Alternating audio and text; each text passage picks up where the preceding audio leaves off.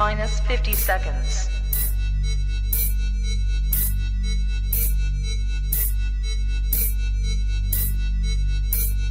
T minus 40 seconds.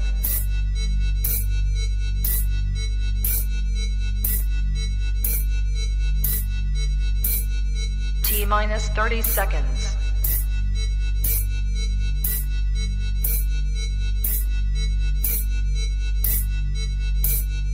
T minus 20 seconds.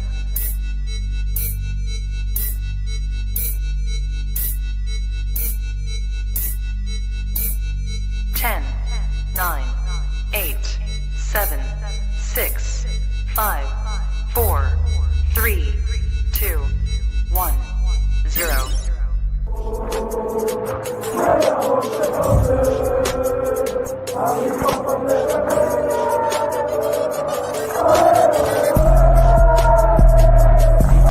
Shout out to Kopish. Shout out to Kopish, guys. Keep all the good work the up. two legends, Emil Heskey, Howard Gill. Can't get much better than that guy. Yeah. You know what to do now. Like, comment, subscribe. I'm with legends, guys. Kopish. Yes, people, what's going on? It is the Monday night show. I know you guys are already thinking, how come it's just Matt? Don't worry, people. The cavalry will be here. But before they get here, people, smash the like button if you haven't already and subscribe. All that good stuff. You know what time is already, people.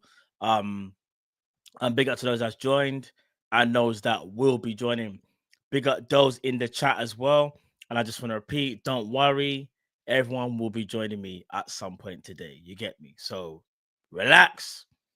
We're chilled today. It's a Monday night. We can chill. Want to know why? Because we got them 3 points yesterday and we battered up Man City. I'm still gassed. You probably heard me this morning talking about it and we're going to speak about it again. Do you get what I'm saying? So it is where it is, people. But yeah, man, it just feels good to be back, chat. I can't even lie. It feels good to be back. You get me? And yeah, obviously we got the game on Wednesday as well against Newcastle, which is going to be another. That's going to be. Do you know what I will say, actually? The Newcastle game, that game is going to be tougher than the Man City game, 100%, especially away from home. That is going to be one hell of a game. But I'm ready for it. I'm here for it. But anyway, before I get sidetracked, we're going to speak about PSG and Salah again, because there's some new developments in the Salah story in terms of what's come out today from the Athletic. We're also going to speak about the FA Cup draw, which I'm sure you've all seen. And we're going to speak about a player, a winger, who's just recently been linked with Liverpool. So yeah, man, those are the topics for today. Big up those that's just joining. You get me? I'm not going to start the show just yet, if that makes sense. I see people joining and entering the arena. Big up the red guy. Hey, it says Accrington Stanley. Who are they? You know who they are, bro. You know who they are. We're going to speak about them later on because, spoiler alert, everyone knows we've got Accrington Stanley next, but we're going to speak about it and you get me? Big up Ali. He says Matt Salah ain't leaving for PSG. It's not definitively that he.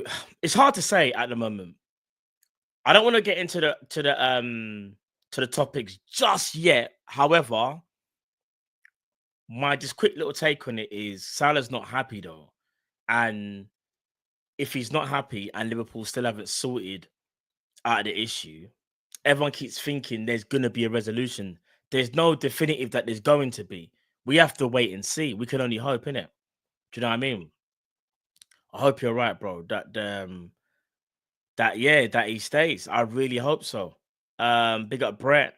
He says, I still think we'll win our next 2 games. I think we will win our next 2 games as well, if I'm being honest with you, bro. Big up Hobbsy. Bless up the Kop-Ish. And big up community. Big up Leo 101. He says Everton 12:30, the last ever derby at Goodison. That's really scary. Oh yeah, I forgot. It is the last ever. Yeah, because they're moving, isn't it? Moving stadium. Big up Beans on Toast. What's going on, my bro? Big up LA. Big up Shankly. Big up De Niro. Big up Nada. Matt, how you feeling? Yeah, I'm still a little bit ill. I don't know if you can hear my voice. Still a little bit, but I'm getting there though. Way better than how I was like last week. Last week, there was a reason why I wasn't on screen from Tuesday. I think the last show I did was Monday, and I wasn't back on screen until Sunday just gone. Do you get me? I was done. We got Unknown. He says, evening, Matt. Love the new background, fella. Appreciate it, my bro. We got David. We got Anelia. You're right, Matt. He said it himself. It's in his head now. Agreed, Anelia. Trust me. I hope you're blessed, Anelia, as well. You and the family. We got AJ. Yeah, this is the article I'm talking about. It's regarding the Athletic. We're going to speak about that when the guys get here. We got David as well. We got John. We got Hugo. Naldo says, everyone needs to relax and take Newcastle and Goodison seriously. Remember who we beat just before the Forest loss. That is very, very true. You're not coughing anymore. That's good. Do you know what? I only really cough like when I'm about to go to bed. It's kind of mad, like nighttime when I'm lying down. Like, do you get what I'm saying? Hopefully, I don't. It's not madness tonight. Big up Yars. What's going on, my brother? I'm not ready for life without Salah, bro. Trust me. And like, the fan base ain't ready for life without Salah. I don't think there's any person in the chat that wants Salah to leave, right? All right. Let's just remember when we used to do this chat, yeah? Put a 1 in the chat if you want Salah to stay, and put a 2 in the chat if you think now is the right time for him to leave. And just be honest. What's going on, Mark? What's going on, my broski?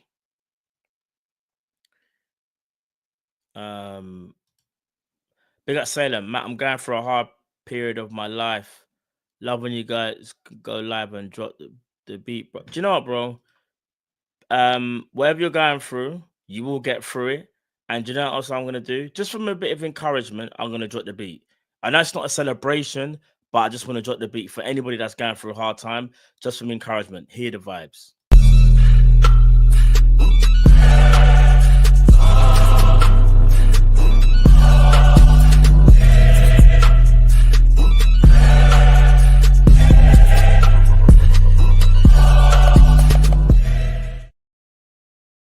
So going out to Salem and anyone else that's going through a hard time, stick with it. You will get through it. Trust me, God has a plan for all of us. You get what I'm saying?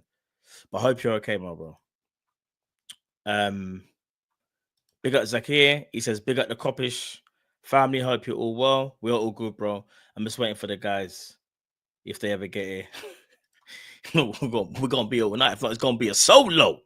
Big up John Conway. What's going on, my broski? Big up Sports Guru. My dog. Our man's still worried and nervous about our games. Yes, yes, because a lot of us can't get over what happened last season, but I get it's a new season. Let me see. I see 1s in the chat for Salah to stay. I haven't seen 1-2 yet. I'm still waiting to see. I don't think I can see 1-2 in the chat, you know. Oh, wait a minute. Stanko's unsure. And Zed Zahir is unsure. But bare 1s in the chat. Bare 1s in the chat. There's no 2s, man. Trust me. Bigger LFC says he's the most efficient player in the world right now. Thinks it's the best way to describe him. Facts, bro. What Salah's doing right now is unheard of for his age as well, you know, in the Prem. To be that prolific and to still be so important to one of the best teams in the world. And for you to still be the main player.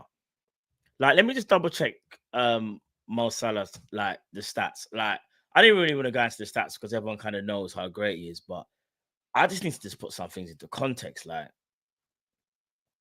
Salah in the Prem. Wait a minute. That's not right. No, this is right. Okay, so Salah in the Prem has 11 goals in 13 games with 7 assists. He has 1 in the Champions League, 1 goal in the Champions League, and he's got 4 assists in the Champions League. And he's got 1 in the EFL Cup. Salah's got 13 goals this season. And he's got 11 assists this season. I think people just need to understand and recognize we're dealing with greatness. And this is what FSG need to make sure that they sort out. Because this is greatness we're talking about. This is once in a lifetime generation player. You don't get these players come through football that often. We call them like 1 of 1 players, innit? Salah is 1 of 1. his longevity, people use it almost against him. Because what people say is, oh yeah, but Salah's longevity. What, bro? Why his longevity is part of football? It's a part of an athlete. Like, I don't understand, but that's the rivals for you, innit? That's the rivals, man. We got Imran. What's going on, my broski? Big up Stanko. He says free was just a joke. No. It's cool, bro. It's cool. I don't. One of my brothers, I think, has arrived. Enter the building, my bro. Evening, bro. What's going on, bro? Could be better. No, I hear that. Blue season's no joke, man. I know. Big Les, big at yourself, bro. If these men lose our Salah, I'm going to jail. That's a major crash out. I'm not gonna lie. Les, don't go to prison over Liverpool, bro. Yeah, over FSG, bro. Don't do it, fam. Don't do it. Don't do it. You're better than that, Les. Don't let them do that to you, bro. But I hear what you're saying, though. At the same time, I hear it. Do you get what I'm saying? We got Yard. Salah is Liverpool's greatest ever player. Come outside, Cal. Yards, I thought we were brethren, bro. Ali says, Matt, have you seen Madrid want Dallo? I have seen that actually, but I still think they want Trent though. I think that it's just there's going to be a lot of names being branded about, but they definitely still want Trent. Dallo's. What you gonna say? Oh, is Cal still here? Is it me, chat? Has Cal frozen or is it me? Because am I still here, chat? And Cal's frozen. He's frozen. I'm still here though, yeah? Okay, cool. All right. We'll wait for Cal to return. Big up Sadiq, he says, Mo fire. Shakira, yeah, now trust me. Hey, Sadiq, listen. There's no way they don't get this done. Well, actually, let me rephrase that. If they don't get this done, problems for them. 100.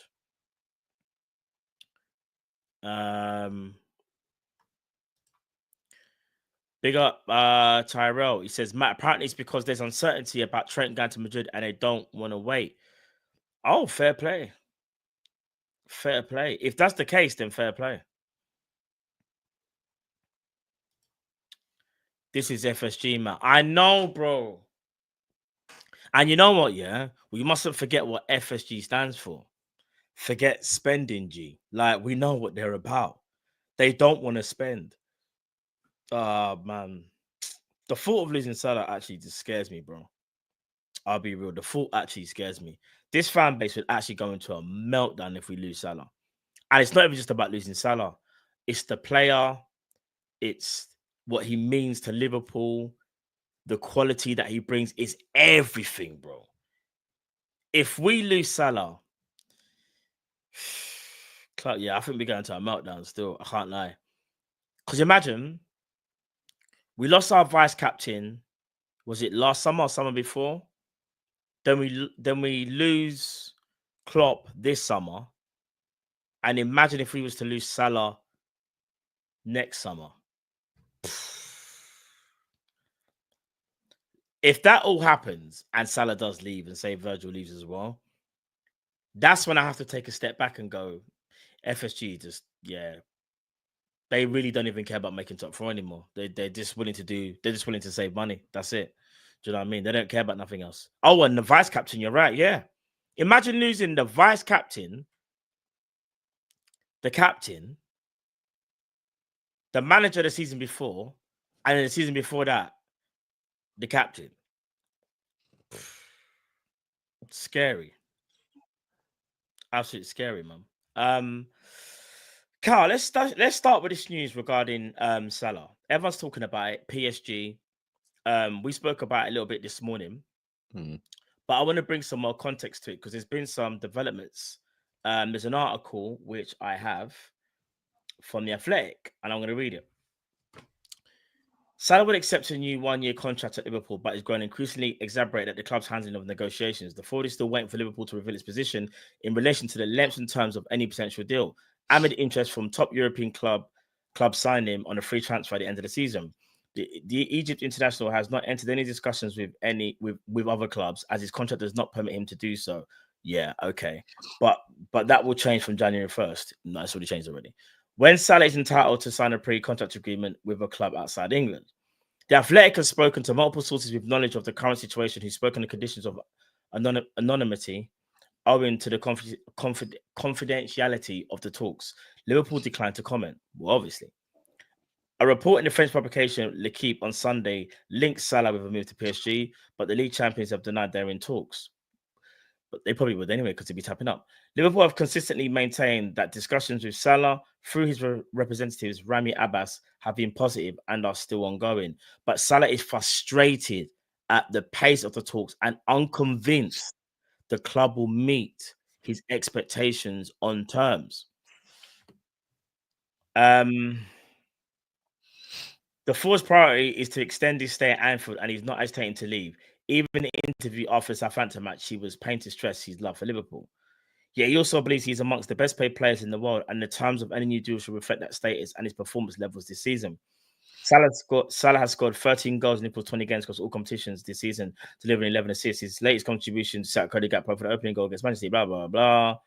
Anything else? Here we go. His contract makes him the highest paid player in Liverpool's history. In 2022, he agreed a 3-year contract extension that was widely reported to be $350,000 a week basic salary, but Salah earns well in excess of that, particularly on performance-related bonuses are taken into account. Salah believes he's approaching his peak and will maintain his levels. He's desperate to win the Premier Champions League. He will be faithful next time, blah, blah, blah. Yeah, that's about it. This article is from Simon Hughes from The Athletic. Anything you take from that worries you or gives you any confidence, like, and again, I guess it's someone's opinion, and they're trying to say that they reached out to contact Simon Hughes. What's your thoughts on it, bro? Shambles. Shambles. I've always grown up saying I'm inspired by certain people like Gerrard and people like Denzel Washington. And really, when I grow older, I want to be Richard Hughes. I don't know anyone who's getting paid this well to do such a crap job. How can you have so much getting paid so well and not be doing your job? That's what I want to be. Because clearly that's what he's being paid to be someone's friend right now. He's paid to be Michael Edwards' friend because he's clearly not doing his job.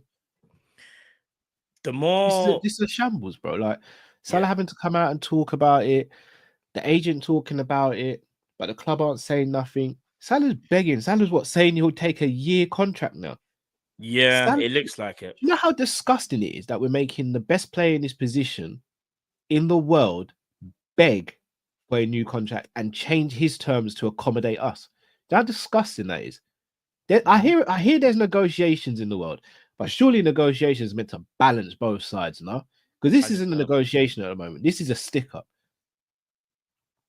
But what Liverpool are being so stupid about, or should I say what Hughes and Edwards are being so stupid about, is they're not seeing that Salah's a well-loved and well-liked person in this squad, not only just by the players, but by the fan base as well. If they see how he's being treated, how do you think the other players are going to feel about this? How do you think the likes of Virgil van Dijk, who's very close to Salah, is going to sit there and go, so they're doing this to Salah, the best player in the league right now, a Ballon d'Or favourite, and the best player in the world in his position. They're doing this to him. What are they going to do to me? What are they doing with Trent? What are they going to do with Ibu? What's going on with Alisson? You don't think these guys talk? Do we really sit there and think that no one in the Liverpool team talks with each other? They just sit there in silence when it comes to contract negotiations. Oh, what are you making? Oh, I can't tell you, bro. I can't tell you. Of course they know what each other makes. Of course they know what the negotiations are. No, it's so true. It's like in normal everyday life. Like, you know, when they say whatever job you're at, you obviously when you first meet someone, you're not going to discuss this salary. And some people are very private, they don't discuss it. But especially if you're brethren with someone, 9 times out of 10, they're gonna know what you're on, and you're gonna know what they're on. It's just how it is. Your brethren, you talk, and it's true. Like Brother, this is what I don't understand about us. We've made. Have you seen the coffee area in AXA? Especially made literally for Salah, you know. Salah's got like a coffee shop in AXA, and everyone chills there. Not everyone, sorry. It's mainly Curtis Jones, Salah, Robbo, Virgil, Trent, I want to say. Like a lot of the seniors, and everyone gets jokes around saying it's mainly for Salah. I don't think we're going to keep. Sorry to cut you. I don't think. Sobo, yeah. I don't think they want to keep Salah, and they're going about it. It's almost like they're just acting like they can sweep it under the rug. If they wanted to keep Salah, I think they want to refresh the squad. That's what I think. And I think they want to bring the wage bill down. That's what I think. But they're going about it the absolute wrong way. So if they look, here's the thing: if they're going to do that, I don't agree with it, but fair enough. It's your club to run, in it. Make sure you go out and spend the right amount of money to go and get these replacements and see how easy it is for them to gel in. Because unless I see the best in class, bro, if I'm seeing average defenders come in to replace Virgil, and then you're gonna sell me, Kwanzaa's the future, and we got Joe Gomez and Konate, that's our new centre back pairing, and then you go, oh well, we got Chiesa now, he's had a season in the team now, a season full of training under Slot. We got him, but we got enough attackers. We don't need another attacker. I'm not here for it. You're gonna sell me Connor Bradley and Joe Gomez can cover right back, centre back, left back, DM. And we've got Mabea coming through as well. If you're going to sell me that, respectfully miss me out.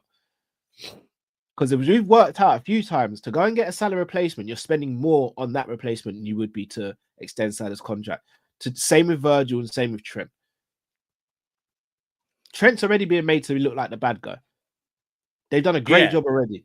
Yeah, no, of course. I think when it comes to Salah, for me, it's obvious. The club are deliberating because they don't want to give him what he wants. And that means, theoretically, they don't really care if he stays or goes. By just prolonging it, I guess it just looks like Liverpool are trying because we're in negotiations. The fact that Salah keeps saying things like, and again, he's applying pressure to them, and rightly so, but he shouldn't have to. This is the last game. Yeah, I was treating this as my last game at Anfield against City, so I want to enjoy it. Like, my man shouldn't even be talking like that. But again, FSG are allowing this to happen. They know what he's worth. They know what they can give him. They can afford, bro. I'm so sick to death of my club that is supposed to be ran very well on a financial level, but we're not willing to spend nothing. Like, we're not willing to spend. The new manager came in with his ideas and his philosophy. And he's done so well to do that without one player that he felt that could, really help and get involved and integrate into the squad. It's Klopp's squad that he's had to manage. Normally, managers that new managers that come from abroad or whatever, they like to bring in players so they feel like they can trust in their system or bring players in that will help enhance it. My man's had to do it all by himself, and it's testament to Slot. The only credit I will ever give FSG is that they hired Slot. That's the one thing I can say that they've done well this summer. Everything else has been in absolute shambles. And let's keep it a buck. In any job, if you've got 5 things to do and you only do one, someone's going to be talking to you. You're going to get in trouble because they're going to be like, so what's happened to the other 4 things? And this is what's happened. Excuse me. 4 things had to get dealt with in the summer. Transfers for the manager and the individual contracts for Trent, Virgil, and Salah. 3 of them ain't being done, and they're still outstanding. You cannot get away with that and think that that's okay. You just can't. Do you get what I'm saying? Like, I don't understand how FSG think this is even remotely acceptable, because it's not even just about Salah. It's Virgil. It's Trent. When you even the rivals say, not that they sympathize with it, but they're like, I don't understand. Like, your club is supposed to be ran well. How is your club allowing arguably your best players, to be able to even? There's a possibility they could leave. Well, like, why would your club do that? We can't even answer as Liverpool fans and say why. The only thing we can really say is we know our owners and they're absolute shambles. It's so weird to me, bro. And even if we're going to do a reset, are FSG willing to put that money in? No, they're not. No, they're not. You're going to reset and do what? Moneyball with every single signing. That's not going to work either. Because again, it's like you're going to use metrics and you're going to use scouting report. It's going to take time. There's nothing is given. The only thing that's given right now is the players that have got 6 months left. We know of their quality. FSU should know of their quality and what they bring to the table. If you still want the club to make money, you still need those superstars in the club. Those 3 players are the biggest superstars in a Liverpool shirt, you know. That's another thing from a marketing point of view. Trent is England's golden boy. Well, not golden boy, but you get what I mean. Like, he is adored. Or maybe now he is after the whole, like, him not playing. Salah's always adored over the world, and so is Virgil. They are global, all 3 of them.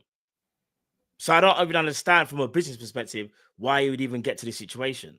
Because it doesn't make sense to us. It's never going to make sense to us. I don't know, man. It's worrying times for me because I keep saying it. Remember when I said, if we get to November, nothing's happened, I'm worried. We're now in December. Yeah. December the 2nd.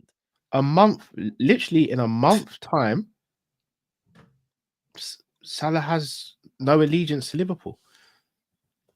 And you know what? When they're saying things like he's getting agitated, he might even get to that point where he feels like Liverpool disrespecting me too much now. I can't be like, I love the club, but I can't stay. And why would you want to stay at a place where you feel unloved? That doesn't even make sense either. Because Salah won't even play his best football. Can't blame him. I don't know, man. But not to mention, if I'm not mistaken, the PSG owner and Salah are good friends. If I'm not mistaken, they are. What's his name? Khalifi, something Khalifi, I think. Salah will get paid very well at PSG. They've got no Messi, no Mbappe, no Neymar. Salah will get paid handsomely. Yeah, and they've got no other superstars in PSG anymore. No. They've all left. Verratti, I wouldn't even say he's a superstar, but he's still of quality. Is Marquinhos. Yeah. He's the only one that's left. Verratti gone. He was on big wages. I don't even know what Dembele's done, but Dembele's fallen off a cliff. He's cooked. But yeah, I don't know, man. I mean, it's really scary what's going on. Very scary. I'm just going to put this into context. Let's just imagine Trent, Virgil, and Salah weren't playing yesterday. Yeah, we get cooked. You could put Slot up. It don't matter what centre back, what right winger, what right back you put there. It doesn't work. We don't. Let me ask you a question, bro. We're not Liverpool anymore, bro. Do we have to sell these players in January or sell one of these players in January? No. I'm not saying I want to. I'm not saying we want to. But what good does that do? But what good does it do letting their contract run down? Because I would rather them leave for free and we win a Prem and a Champions League rather than one of them leaves and we don't win something because they were so integral. But we could have short-term success and long-term pain. I ask you again, bro, on a real 50 mil minimum to replace Virgil van Dijk at centre-back. Yeah. 30 million minimum to replace Trent. So that's 80. I'd say another 60 mil minimum to replace Salah. That's 140. Not to mention the other centre-back we'll need, which is probably about 30. So that's 170. We need another midfielder, maybe another 60. So you're looking at well over 200. And when was the last time Liverpool spent well over 200 million without recouping any money? I'd rather lose the money. And win I'm not disputing it, but how do we rebuild the team when we ain't got no money? FSG will sort that out. That's not for me to sort out. How are they going to sort out, man? There's money there. I never said there's not money there. There's money there. Remember, we only bought Mamadashvili. There's money there, bro. I know we move. I know this club moves like we're broke. There's money there, bro. It's for FSG to spend that money. There's money there. We're both fortunate enough to have at least a couple of our grandparents alive. I've got my nan. You've got your grandparents still, yeah? Yeah. They've got a room in the house you can't go in, innit?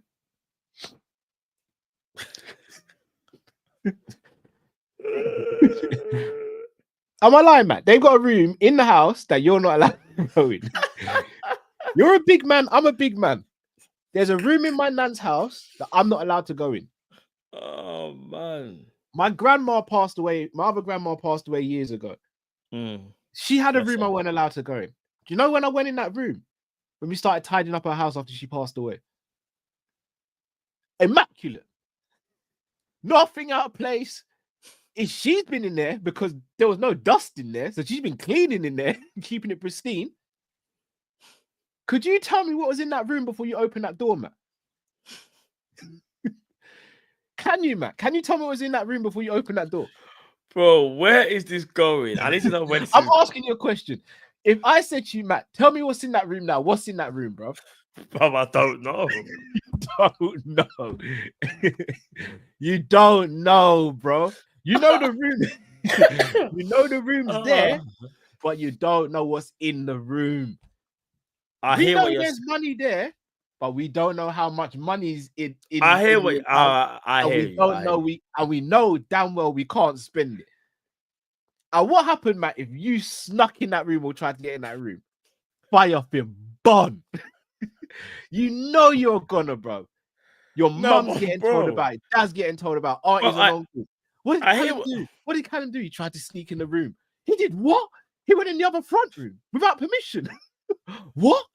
Yeah. I don't know what came over him. Oh my god, this family meeting. Why did you try and go in the room? I just wanted to see what was in there. You know you're in trouble now. You know you're not meant to go in that room. I hear what you're saying. We don't know what's in the room, innit? What's in the room, man? We don't know. But we can. But you know you have an idea. No, but hear me out. You never touch what's in the room either, would you? I hear what you're saying. You'd stand and be like, raw. They got gold bars in there, bro. Like, we'd never go in the room, bro. I hear what you're saying, but you still have an idea. Oh, no. You know there's definitely something in the room. The fact that you're not allowed in the room. All right, so what's his name? The room ain't even got a lock on it, but you just know you can't flick that handle, bro. You know you can't open that. What we're saying, we got money there in FSG. There's money there, but we just don't know whether it's available and we don't know how much is available. Matt, imagine, that's what you're saying. I owe you £10. Imagine I owe you £10. Yeah. And I'm like, Matt, I ain't got it, you know. And then you call me the next day and you're like, Cal, where are you? I'm just out shopping, you know. What were you getting? Just a few garments, of clothes and that. I'm going to come to yours in a bit anyway. Just chill for a bit. Cool. I get to yours. Fresh Gucci trainers, Louis bag, Gavinci jumper, True Religion jeans. Oh, Cal, you going out? No, man, just bought a couple bits, you know. I just thought I'd just show up today. Oh, you bought this today? Yeah. Oh, sweet. Can I get that 10 Cal? I ain't got it, you know, bro. Sorry, my bad. I ain't got it. What are you gonna say, Matt? Firstly, I'll be like, you need to get out of my house. You're gonna take the Louis bag at least, bro. As a holding deposit. I hear what you're saying. I hear all of this. I hear what you're saying. I'm an idiot because I believe that if we can get Mamardashvili, surely the club ain't broke. Like, let's not. I don't want to go overboard. We can't be broke, surely. Vern said it perfect. We're paying rent for a room we can't even look in. But you know, so what you saying? You're basically saying, I think we're in trouble. No, I know we're in trouble. Yeah, I know we're in trouble. Don't know it yet. But do you know what I know something? If we win the league this season, it might be the last time we win the league for a while. Yeah, I think unless so. Slot is an actual miracle, man. Genuine question: why did we buy Mamardashvili? We saw an opportunity and it future proofs. I don't have a problem. I actually think the Mamardashvili sign is tremendous. No, so do I. But here's what I'm gonna say: if this club moves so frivolous, how do you pronounce it? I can't even. Frivolously. Yeah, that's it. We move frugal. We don't move frivolous. We move frugal, yeah, with money. Yeah. Why would you not save that 34 mil? No, remember, I'm happy we got Mamardashvili, by the way. But you see, if we don't have that money, why didn't we save that money, knowing that this summer was always going to be a madness, bro? No matter what was always going to be a madness. Because it was what have we been told since Richard Hughes got here? I know the favorite line. Big up Ali. He says it here. Yeah. What's the O word? Opportunistic. Bob, I can't stand. Imagine I said to you, I'm only going to buy food when it's an opportunistic chance. You say, what do you mean? I'm only going to buy food when the opportunity. Yeah, basically, you're only going to buy food when you see an offer, but you're never going to buy food at full price. Only when there's an offer. Yeah. I'm waiting for an opportunity. Yeah. I'm in Tesco. I'm waiting for my man with the yellow, gun with the yellow sticker. Oh, He normally comes out about 2 o'clock and does the discount thing. Yeah. 2 o'clock. Yeah. Or in the evening, about 9:30. Yeah. That's the only time I'm buying food. What happens if the manager goes in Tesco and goes, we're not going to do any discounts today. We've only got a few bits of. Well, am I going to go hungry? Guess you don't eat. I'm going to go hungry. Hot Ribena. Yeah. And leftover bread. That's what FSG are doing right now. Man, imagine I told you how crazy it is that we've got 3 players who are arguably the best in the world in their positions. I say 2 of them are begging to stay. We don't know what's going on with Trent. We don't. That's right. But I think a lot of what Trent wants to do depends on the others. Because let's keep it above. If you're Trent and you see Salah and Virgil leave, you're going to be thinking they're doing this reboot thing and I'm not on it. Of course. Do you get what I'm saying? He knows what they're about. Bruv, if I see Stevie jumping on the sofa and I go and tell him off, do you think Robbie's going to then just go and start jumping on the sofa? I hear it. He's not easy. Robbie's 3 years old, but he's going to look at that and go, raw. Stevie, who's my big brother, just got told off in a bad way. Man ain't doing it. I hear it. Go and jump on the Same thing of mine. Now. I know. Trent's looking at them and going, so hold on. Salah's giving 7 of his best years of his life to this club, is asking for a new contract, and we're not even giving him anything.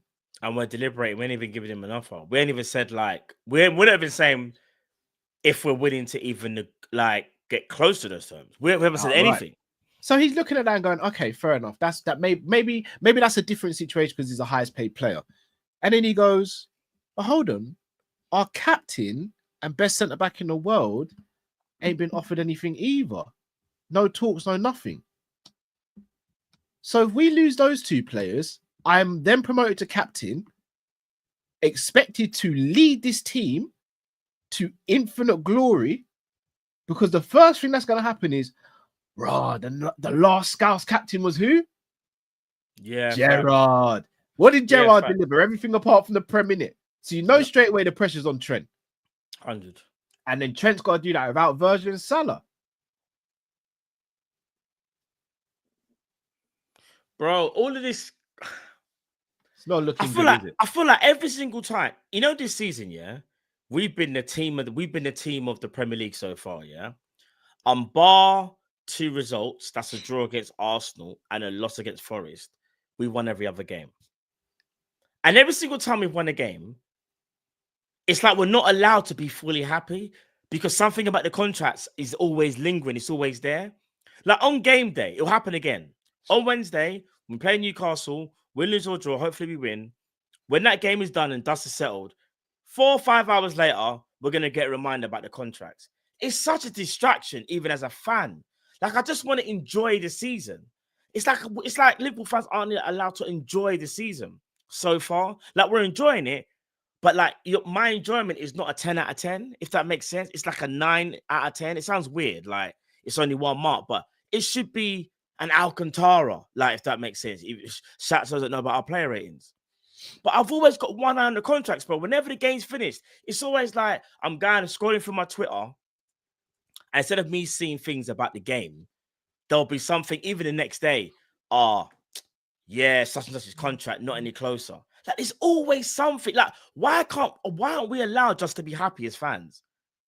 Instead of just taking in this whole season, embracing the fact that we've had a new manager, first new manager we've had in 8 years, new playing style, we're doing incredibly well. We're top of the league, the Premier League and Champions League, but every single day we get reminders about how bad our owners are and how they can't deal with contract situations. It's so jarring, bro.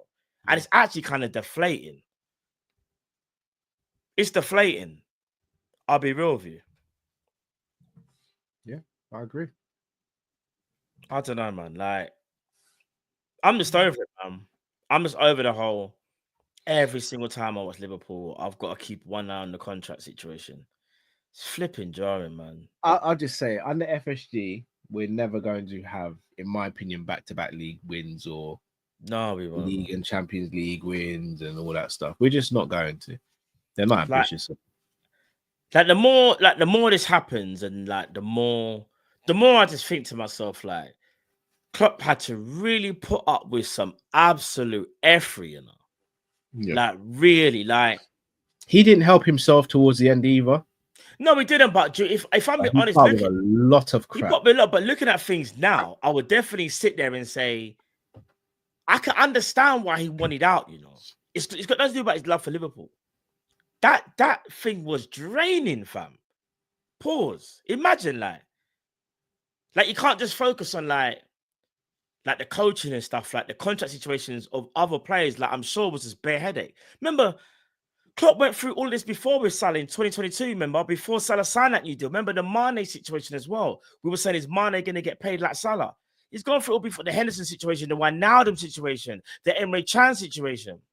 Like there's always something with these. I always feel with Liverpool when it comes to contracts, we are the only team that manages to make headlines with our contracts. Everyone else, don't get me wrong, there are headlines to a degree, but not like us. It's like we're different. Whenever there's a renewal, there has to be something big about it. For example, Konate. All gone quiet now, but apparently he's almost close, according to Fabrizio. He's almost close, but nothing. Like, it's just, I don't know, man. I don't know. It's just flipping jarring, and I'm just kind of sick of it, man. I'm just over it. Like, I'm just over it, man. I'm so over it. I just feel deflated, and I shouldn't even be deflated. I should be gassed that my team just mashed up Man City, and we've got a game on Wednesday. We've got Newcastle. But in the back of my mind, I'm thinking, after that game, yeah, I've got to think about the contract situation and bring me back down to earth that after this season, it could all go pear-shaped. So you might only be able to enjoy this time here. You might not be able to enjoy the time after this period. What kind of madness is that? Because of these stupid owners. Pathetic, man. They're weak, fam. Can't lie, they're weak. I genuinely want to see what the excuses is if we lose all 3 on a 3. They'll just, do you know what they're going to say? They'll just do the thing of they couldn't agree terms. They'll make it seem that the players were asking for terms that they couldn't meet. When we all know the players would have definitely accepted the terms, or they're not asking for stupid terms. The fact that Virgil's only on 220 has been the best defender in the world since he stepped to Liverpool is actually outrageous. Man like Reece James, who's a janitor, gets paid more than Virgil. Make it make sense. But FG are out here trying to make it seem like, Virgil, you love the club, so yeah, bro, you don't need those pieces. Are you dumb? He's a human being and he does his job at the best of his ability. And if you do the job at your best of your ability, you should be paid for it handsomely. It's that simple. These guys are pricks, bro. I hear Absolute it. Pricks. I hear it. Like, why am I even getting mad? Like, I'm getting mad like we just lost, you know. It says a lot. It says a lot. I don't know. It really says a lot, man. Right. Let's move on to the next topic, man. FA Cup draw. What's going on, Drift? FA Cup draw. What's going on, man? Liverpool. Have you guys seen the draw, actually? We got Accrington Stanley. Wasn't there an old advert with Accrington Stanley in it? Is it Ian Rush? It was a milk advert, isn't it? Yeah. I'm trying to remember. Stanley? But I'm trying to remember like the line. There was like these lines for it. I can't remember, but it was something to do with like if you drink milk, then you can grow up big and strong and be able to play for Accrington Stanley, something like on that, them lines. But yeah, we've got them in. Is it the FA Cup third round? I believe, guys. Yeah. I know we got Gaz because where is it? Sorry, chat. I should have had this prepared. Give me 1 second. I know we got Accrington Stanley, but I just wanted to see what other people as well. Give me 1 second, chat. Give me 1 second. Hold on. Based on that advert, is Accrington Stanley in Liverpool? I believe it's near Liverpool. I don't know what the advert is, to be fair. Yeah. Hold on, what? Is this true? No. This don't make no sense. That must be the. Hold on a minute. Arsenal have Man United. Yeah. Oh, I you thought it was a didn't know that? typo. No, that's what we was talking about the other day. Remember? I didn't know. I didn't know. Newcastle got Bromley. Spurs got Tamworth. Oh my days. got Bromley? Man City have Salford. Oh. Aston Villa got West Ham. Obviously, Arsenal got Man United. Chelsea got Maccabi. Leicester QPR. Palace got Stockport. Bournemouth got West Brom. Norwich got Brighton. And another big one, kind of. Yes, us versus Accrington Stanley on January the 11th. Guys, what are you saying about that? For me, I think that's phenomenal draw. Phenomenal draw. We couldn't have asked for better, could we? No, phenomenal draw. Obviously, you don't take the game for granted, but phenomenal draw. It allows us, in my opinion, to rotate in that game. We should be able to play quite a few youth players in that game as well and still be comfortable. Yeah. And that will come at a time where we will need to rotate as well. So, yeah, I'm over the moon with that draw. No, I agree. What are you saying just about the draw? Accrington Stanley? You probably can't do any better in terms of like, are we home or away? Home. We're at home. So it's a good day out for them, man, there. Flipping. No, you put the entire under 18s out. No, not that far. With all due respect, Accrington, guys. Right. Yeah, but they're still men at the end of the day, bro. Under 18s is a bit far. I would say bare do you reserve. Do you remember when you were younger, and you played against the men and you just batted them up because you were just? Yeah, I also remember getting batted up by some men as well, bro. Who said, "I'm not having this brother skip past me during games. I'm going to kick him up in the air, and then we'll really have a game." Guys, they are in the 4th tier. Yeah. With all due respect to the club and everyone who plays for the club, the under 18s should be able to beat a team in the 4th tier.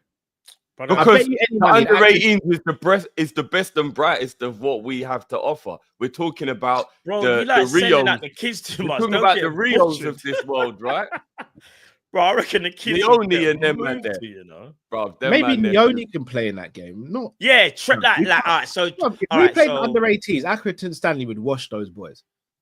All right, at least the under 23s then. We shouldn't have to put any of our senior players in to beat some of the senior players need to play. All right, so man, do you know what I'll say? Yeah, all right. So this is what, so like man like Endo can play. I think Endo should play. Yeah, this is a game for Endo. Like Endo, Trey. Oh, bro. Even naming Endo and go, well, he should play. No, but he needs minutes though. Of course, like he needs minutes, bro. That, bro. No, but he needs minutes. Doesn't have to play the full game. Yeah, no, fair enough. But I'm just saying, like he can start. Obviously, I don't think we should risk anybody in that game. We got my man, on my days. Cal, your generational superstar, bro. Tyler Moore. Trademark. Yeah. Tyler Moore. We got Tyler Morton. He can play. What about the left backs? Is Owen Beck and them man there? Are they still there? No, they're on loan. Are both of them on loan? There's another one, isn't it? Beck and Chambers. Yeah, are they both on loan?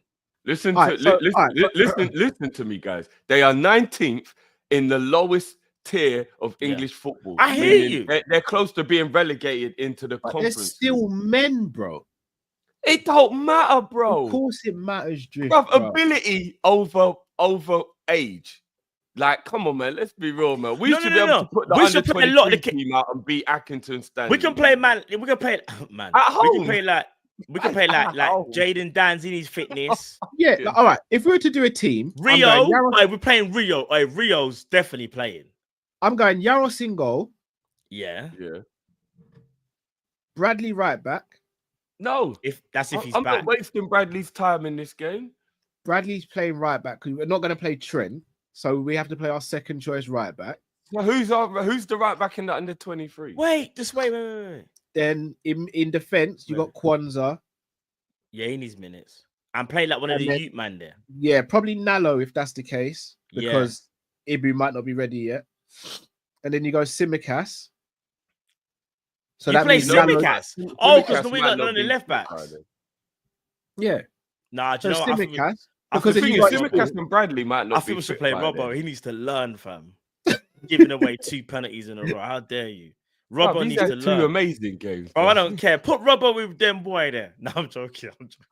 Could you imagine if you show his name on the team sheet? Got Endo and Morton in the pivot. Yeah. So yeah. And then you go Elliot in the 10. Yeah. Guys, their goalkeeper is a plumber. Chiesa right wing. They actually still have jobs.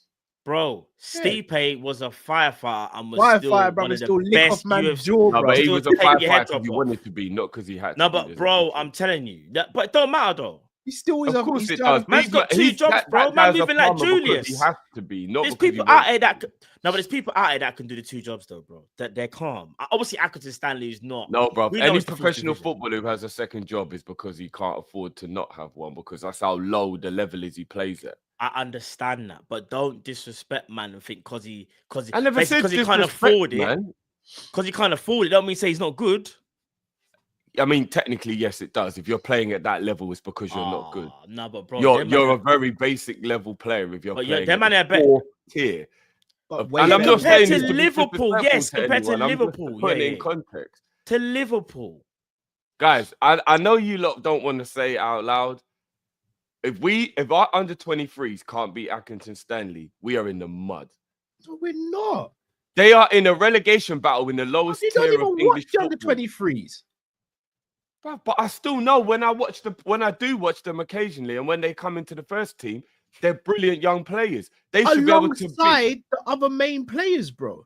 No, It's not like we just put all under 23 You man can't in the put team your and whole just let under them 23 You do lot are it. crazy. A home tie at Anfield against a team in the relegation battle at the lowest level of English football. You don't risk any of your main players. So you don't think Accrington Stanley aren't going to raise their level, no? I mean, how high is the level they can raise? Bro, you're sleeping on this whole competition, bro. They call it giant killing for a reason, you know. It's true. Nah, We've seen what's happened in the FA Cup, bro. Yeah, maybe Are you at willing their to risk ground. it? Are you willing to risk it, though? Maybe at their ground. No, Not but hear what I'm Anfield. saying. What's the harm in playing man like Endo and all that. and Trainioni? Like, I don't get it though. Trainioni's the type of players I'm saying we should be. No, playing all right with. then. Endo. What's wrong with playing Endo? Maybe the odd person you can give him some game time. Because you need a bit of seniority. Elliot's gonna be there, but remember, I'm thinking about that, but it might feel a players little need bit minutes. But yeah, I hear that. They need minutes. All right, for example, do you know what we'll put in there? Only because he needs minutes. Chiesa, he needs minutes, bro. I need Chiesa to remind himself one of the best wingers in the world. Do you get what I'm saying? It's things like that I think we can do. Yeah, but for example, I wouldn't play Diaz. I wouldn't play Gakpo. I wouldn't play Salah. Do you get what I'm saying? I wouldn't play none of them boy there. I wouldn't be playing My front three would be Rio on the left, Chiesa on the right, and Dan through the middle. That would cook. I wouldn't even. You know the main reason why I'm going along. You would start Rio? No, I'm playing Elliot. I'm playing Trainioni in the 10, Elliot from the right, and Chiesa from the left. And then I'll bring in some of these players like Rio. I'm not having him start the game. Why can't Rio start the game against Accrington Stanley? He's with other seniors though. Bro, he's trained during the international break with seniors, but he's playing for the under 23s at the moment, bro. Bro, I've seen what he can do. He can play against Accrington Stanley with this. Remember, it's not like I'm not agreeing with Drift where we say like we just play all the youngsters. I'm saying we play some experienced players with the youngsters. I remember us playing. Who was it? I think was it Preston in the Carabao Cup when Origi played, and it was Harvey Blair played, and Harvey Blair was seen as one of the brightest sparks in the under 18s, and we all unanimously said that this guy probably won't make it. And that was against Preston at home, if I'm not mistaken, or maybe it was away. Rio's different. Yeah, but Preston is a much higher level than Accrington. He's a much higher level than Accrington Stanley. That's what I'm saying. But Rio's moving mad. I know it's only under 23s, but he's moving mad. You just gotta let man live. Listen, what I'm saying is, I don't agree with Driftway. It's just because I think, say if it was Rio, Trey, and just all the youngsters, I actually think it would be a problem. The under 23s play against men as well. Other under 23 players have go out men quite early in the competitions. No, but it's normally when you say men drift, it's normally like there's only a certain amount over a certain age. For example, I think it's Tom Huddleston plays for the under 23s, you know. That's a prime example. No, but if you're in the under 23s, that means you're playing with players usually that are all in their 20s. So they're all men. They're all men. They don't play against children. Only the exceptional players who are teenagers are in the under-23s. And if they're exceptional, it doesn't matter. You play with men when you're in the under-23s. What's the average age of the under-23s, bro? It's not as high as you think. Yeah, probably about 19, maybe. It's not as high as you think. It's got to be higher than that. It's not, It's about 19, bro. Remember, a lot of the guys are out on loan, you know. It's not, Drift. It's all right. If you lot think we need to play, because I'll be worried about things like reckless tackles and all that kind of shit. Like, Spirit, we could play Spearing. No, we're not doing that. Why not? He's registered. No. That's going too far. Oh, now you think you want to play? So you were willing to play all the kids, but you won't play Spearing. But the kids are better than Spearing, man. With all what, bro? But Spearing with I bet you any money Spearing played for under 18s, bro. You'd look head and shoulders above a lot of them players. I don't know. I doubt it. But if you don't watch the under 18s play, bro. Yeah, but I watched Spearing at his peak, so I very much doubt that now as an older man that he is better than these guys. But what are you judging yourself, bro? Years of watching him when he was meant to be at his peak. But you haven't watched the others, though. You haven't watched the other side. So hold on, Carl. So you're telling me that I watched Spearing for years at his peak be a basic footballer, but now as an older man, he is going to be better than the aspiring young players we got coming through. Then the youth team is in the mud, bro. Premier League. A basic player in the Premier League. Do you know how high the standard is in the Premier League?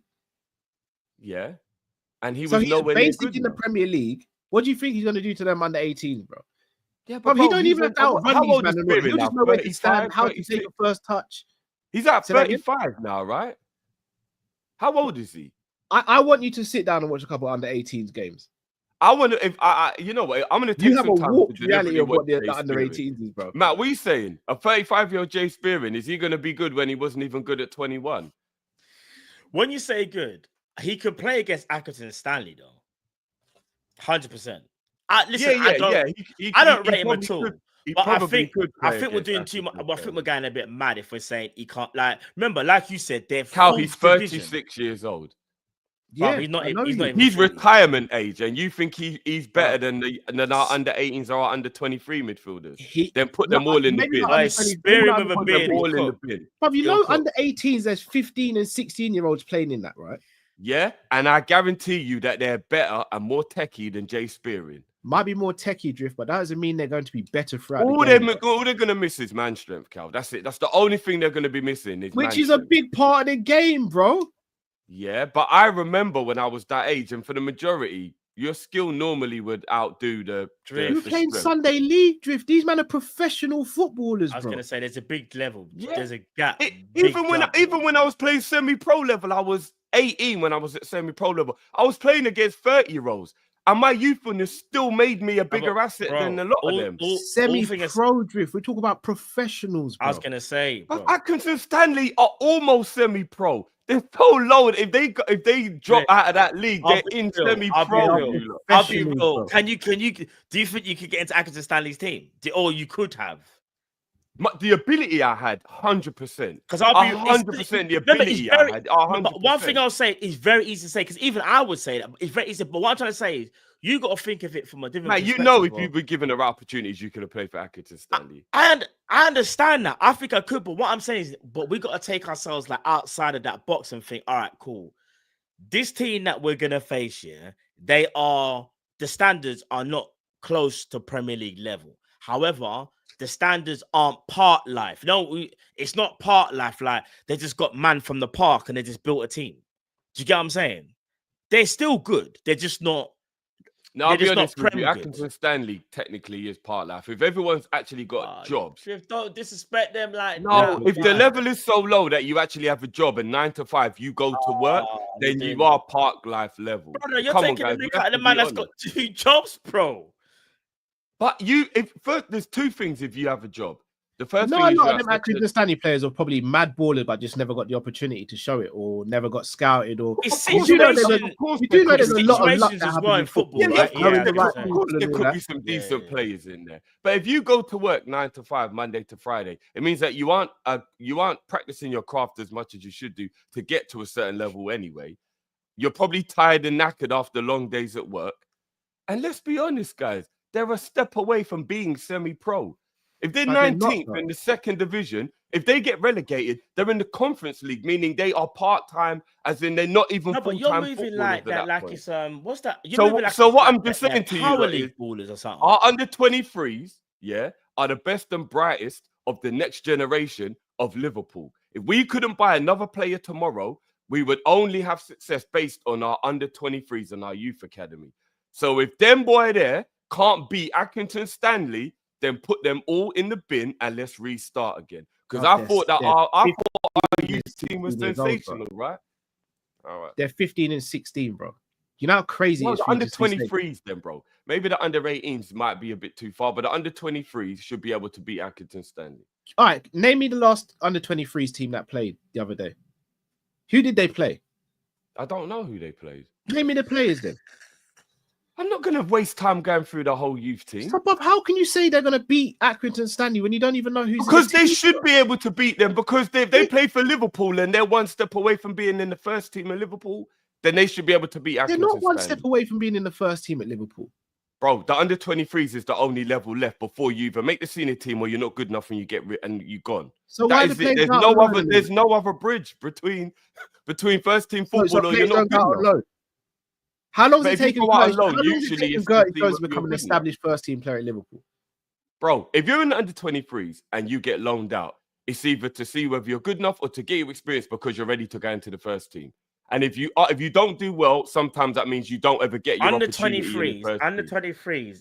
Yes, that is literally what, and under 23 does have some players in it that should be senior players. Remember, sometimes you might be trying to get back. Yeah, they might not be good enough. Yeah, they might not be good enough. And your endos and that might even play in the under 23s, but trying to get their fitness back, whatever. Endos never If played the best and brightest of Liverpool, yeah, and you're the biggest advocate for our youth team being brilliant, Cal, right? If they can't beat Accrington Stanley, there's a massive issue. A massive issue. You are one step away from the Liverpool first team once you play under 23 football. All right, they drew Reading's under 23 team the other day. They rubbish then. Should we just bin them all off? No, because Reading is a good level of football. No, Reading's under 23s drew with. Yeah, but because Reading is a good level of football, I would expect Reading's under 23s to be players who were very decent footballers. Accrington Stanley is just, I bet you any money their team is full of mainly man who didn't make it, and now because they enjoy football, they still play it. But that's why they're plumbers and they're. So you reckon Reading's under 23s would be Accrington Stanley then? Who? Reading's under 23s. You reckon they'd be Accrington Stanley? Most likely, yeah. I'm not saying it's a guarantee, but most likely, yeah, they probably would. I don't get what you're basing this on. Higher level of football, better quality. Doesn't mean the footballers are better. Bro, everything can have nuances to it and everything can be, you know what I mean? And we know football can have random mad moments, but generally speaking, Accrington Stanley will not be able to beat Liverpool's under 23s. If they played 100 games, Accrington Stanley shouldn't win more than 5. That's wild, bro.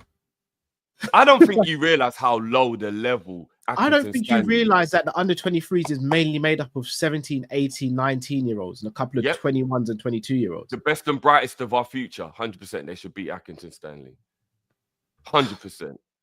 100%. At Anfield. They're just getting mad thing. Mad thing. Any Accrington Stanley fans out there? Bro, if we play the under 23s against Accrington, I'm not being disrespectful. They should know their level. I'm not being disrespectful. They're Accrington Stanley. They should know their level. The fact that you keep bringing up their man, I got 2 jobs.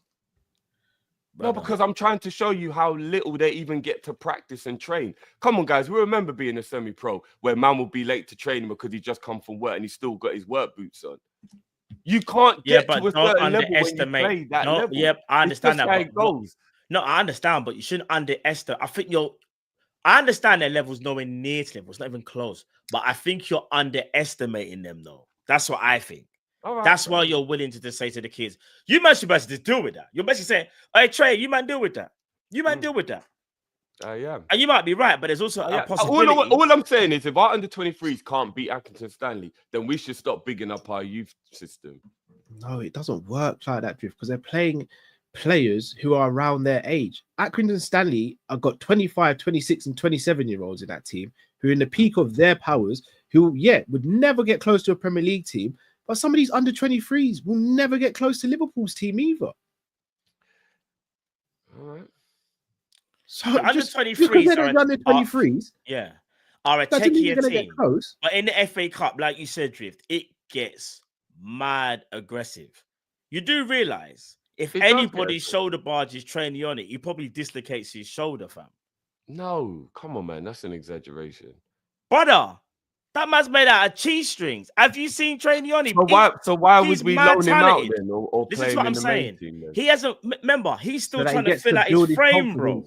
He's trying to fill out his frame. Do you know what I'm trying to say? He's big up Trey. Hope you didn't take it disrespectfully, Trey, because you know I've got a bed love for you, Trey. You know what time it is. Trey's my guy. But what I'm saying is, you have to understand, men's football compared to under 23s is so different.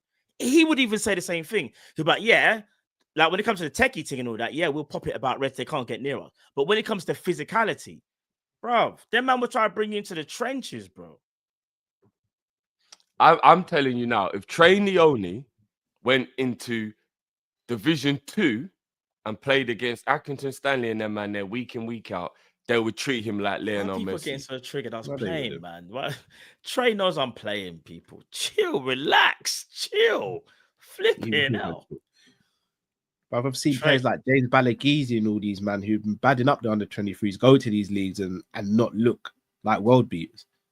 Yeah, and that's when you're putting them all as individuals as well, bro. I'm talking about as a collective, as a good team. The under 23s, a good team with a bunch of good players.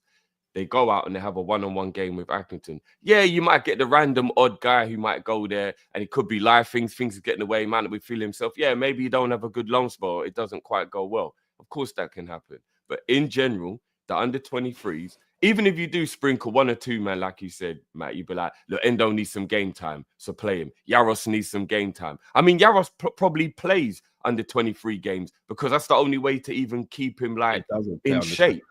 He doesn't play under 23s. So he gets no football, even though he's like not going to be played. So if Allison and Kelleher are both fit and they're the 1 and 2, Yaros don't go play under 23s to keep rhythm. If I'm not mistaken, he ain't played under 23s all season. Yeah, maybe because Allison's been injured, but generally speaking, Allison wasn't injured at the beginning of the season. Allison didn't get injured to be played. So he doesn't get any match days then. Bro, Adrian never played for the under 23s. Your third choice goalkeeper, bro. Adrian never played for the under 23s. No, but yeah, that was different. He wasn't in development stages. Because Yaros is in development stages. Surely he goes and plays 25 or something like that, bro. He's like 24, 25 years old. He's older. But he's still got he's still in the development stage. There ain't no more development for Yaros. He should be playing for Yaros should be playing first team football. I'm gonna be real. Yeah, he is a good goalkeeper. He should be playing for somewhere. Do you know what I mean? Because I remember a time when if you weren't getting any first team games, you went and played in the under 23s. That was how it was. That was the whole point. Remember, it used to be called the reserves back then. That was how it worked. If you weren't getting first team games, you played reserve games. That's how you kept your fitness up. You can only name a certain amount of over 21 or 23, depending on the competition. There's only a certain amount you can play. Yeah, I think it's free. I think it's 3 players who were over 23. But why would Yaros not be playing some of those games to continue his development? He can't just do nothing every week. The purpose of the under 21 / under 23s is to develop the youth players, not to. And also to give fitness to players who are in the first team but can't play. It's more about the youth. It's more about the youth team, bro. So Yaros don't play no football then? No, not really. No. And people are saying Yaros is 22 and he turns. Yeah, apparently he's 23. He just turned 23. And he still doesn't play under 23s. Either way. Yaros must play under 23 games. Otherwise, how does he keep any form of resemblance? I don't know. Or whatever. Surely he does. Otherwise, I don't actually see the point in the under 23s if you can't let some of your senior players get game time. That was the whole point in that. Last year, he played 2 games for the under 21s. This year, he's played 1 match. Yeah, but that's under 21. How many under 23 games does he play? He doesn't play anyone. He doesn't play anyone. Bro, so he just sits there and don't get any game experience week in, week out. That's mad. That's actually mad. I thought that was the whole point of why you had your reserves. But fair dues. Training is our transfer. I don't know, bro. I'm just saying. I don't know. we need to play players in this team with experience mixed in with the youth. If we just go all youth, Atkins and Stanley are going to make the game way more difficult. Then we're going to have to bring these players off the bench to then try and chase the game or do whatever to try and win it. Might as well start the players, wrap up a big lead, and then drag them off and bring on the kids and let them see out the game. Go through to the next round, no hiccups, everything's dandy. Fair enough. Do you know what I'm going to do? Before we get on... I know you lot all disagree with me, and everyone in the chat is going to disagree with me on this as well. I genuinely don't care about the domestic trophies with the situation of the squad and where we are and the healthy lead that we have that I would rather concentrate on.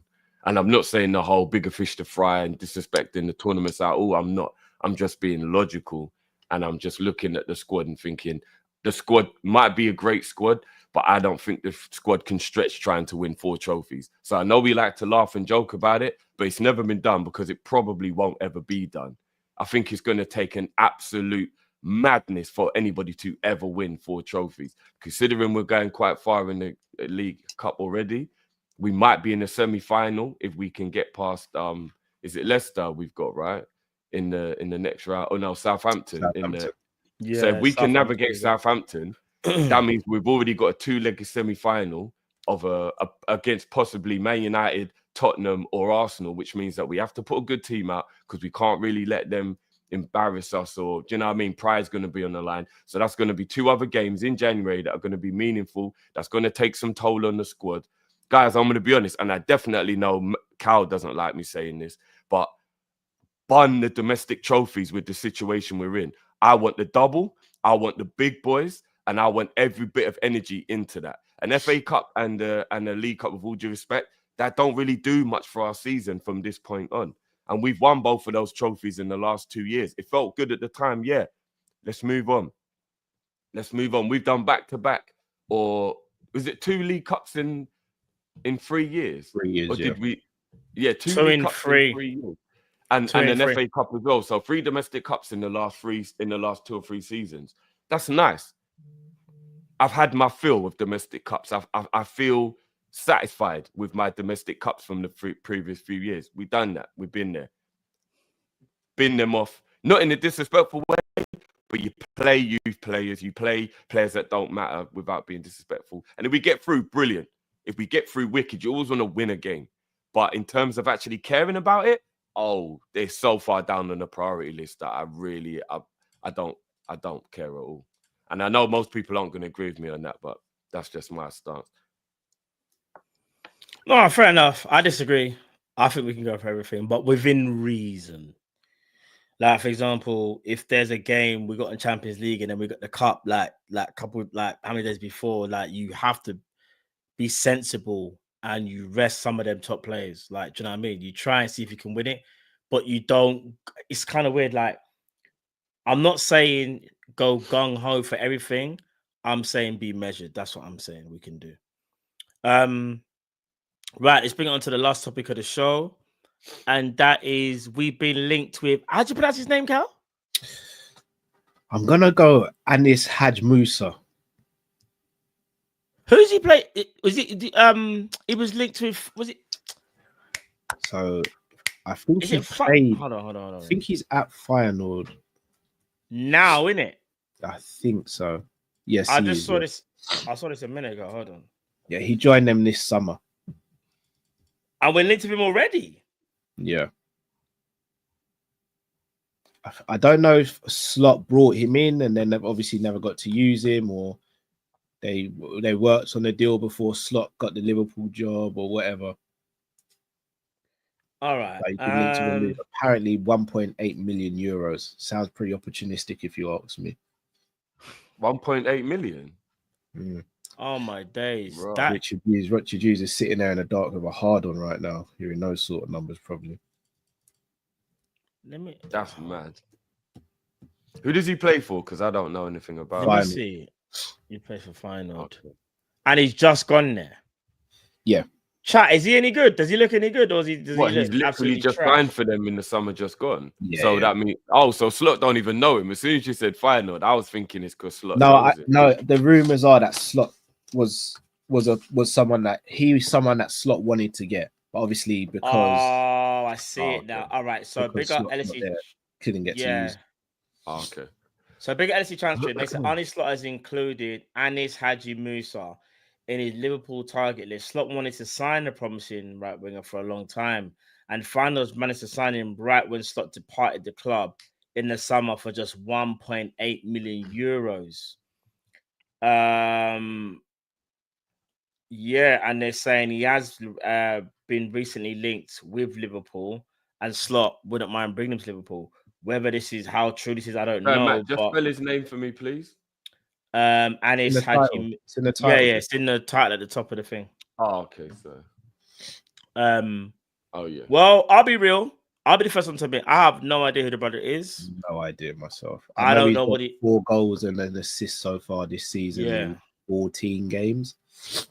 Yeah. 22 years old. Hold on, I think I recognize his face. Did he play against City the other day? Because for some reason I've seen his face before. He probably did, yeah. He played 4 games in the Champions League, so final. probably has.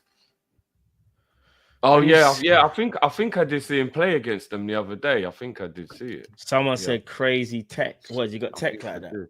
I'm not even gonna lie. He's French and Algerian.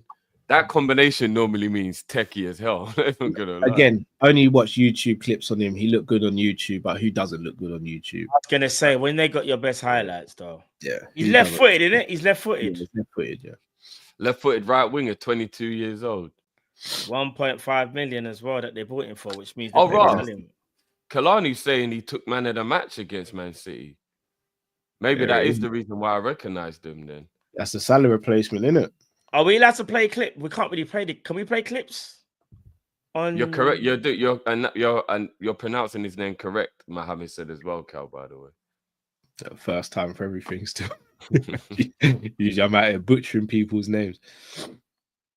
He's that raw. If he was a little bit younger, I'd think it would be a brilliant signing for the future. But at 22, he should be almost or pretty much team ready at 22. I think 22 is a good age to buy someone if you're buying an understudy for Salah. He does that kind of like a raw. But that's what Diaz is supposed to be.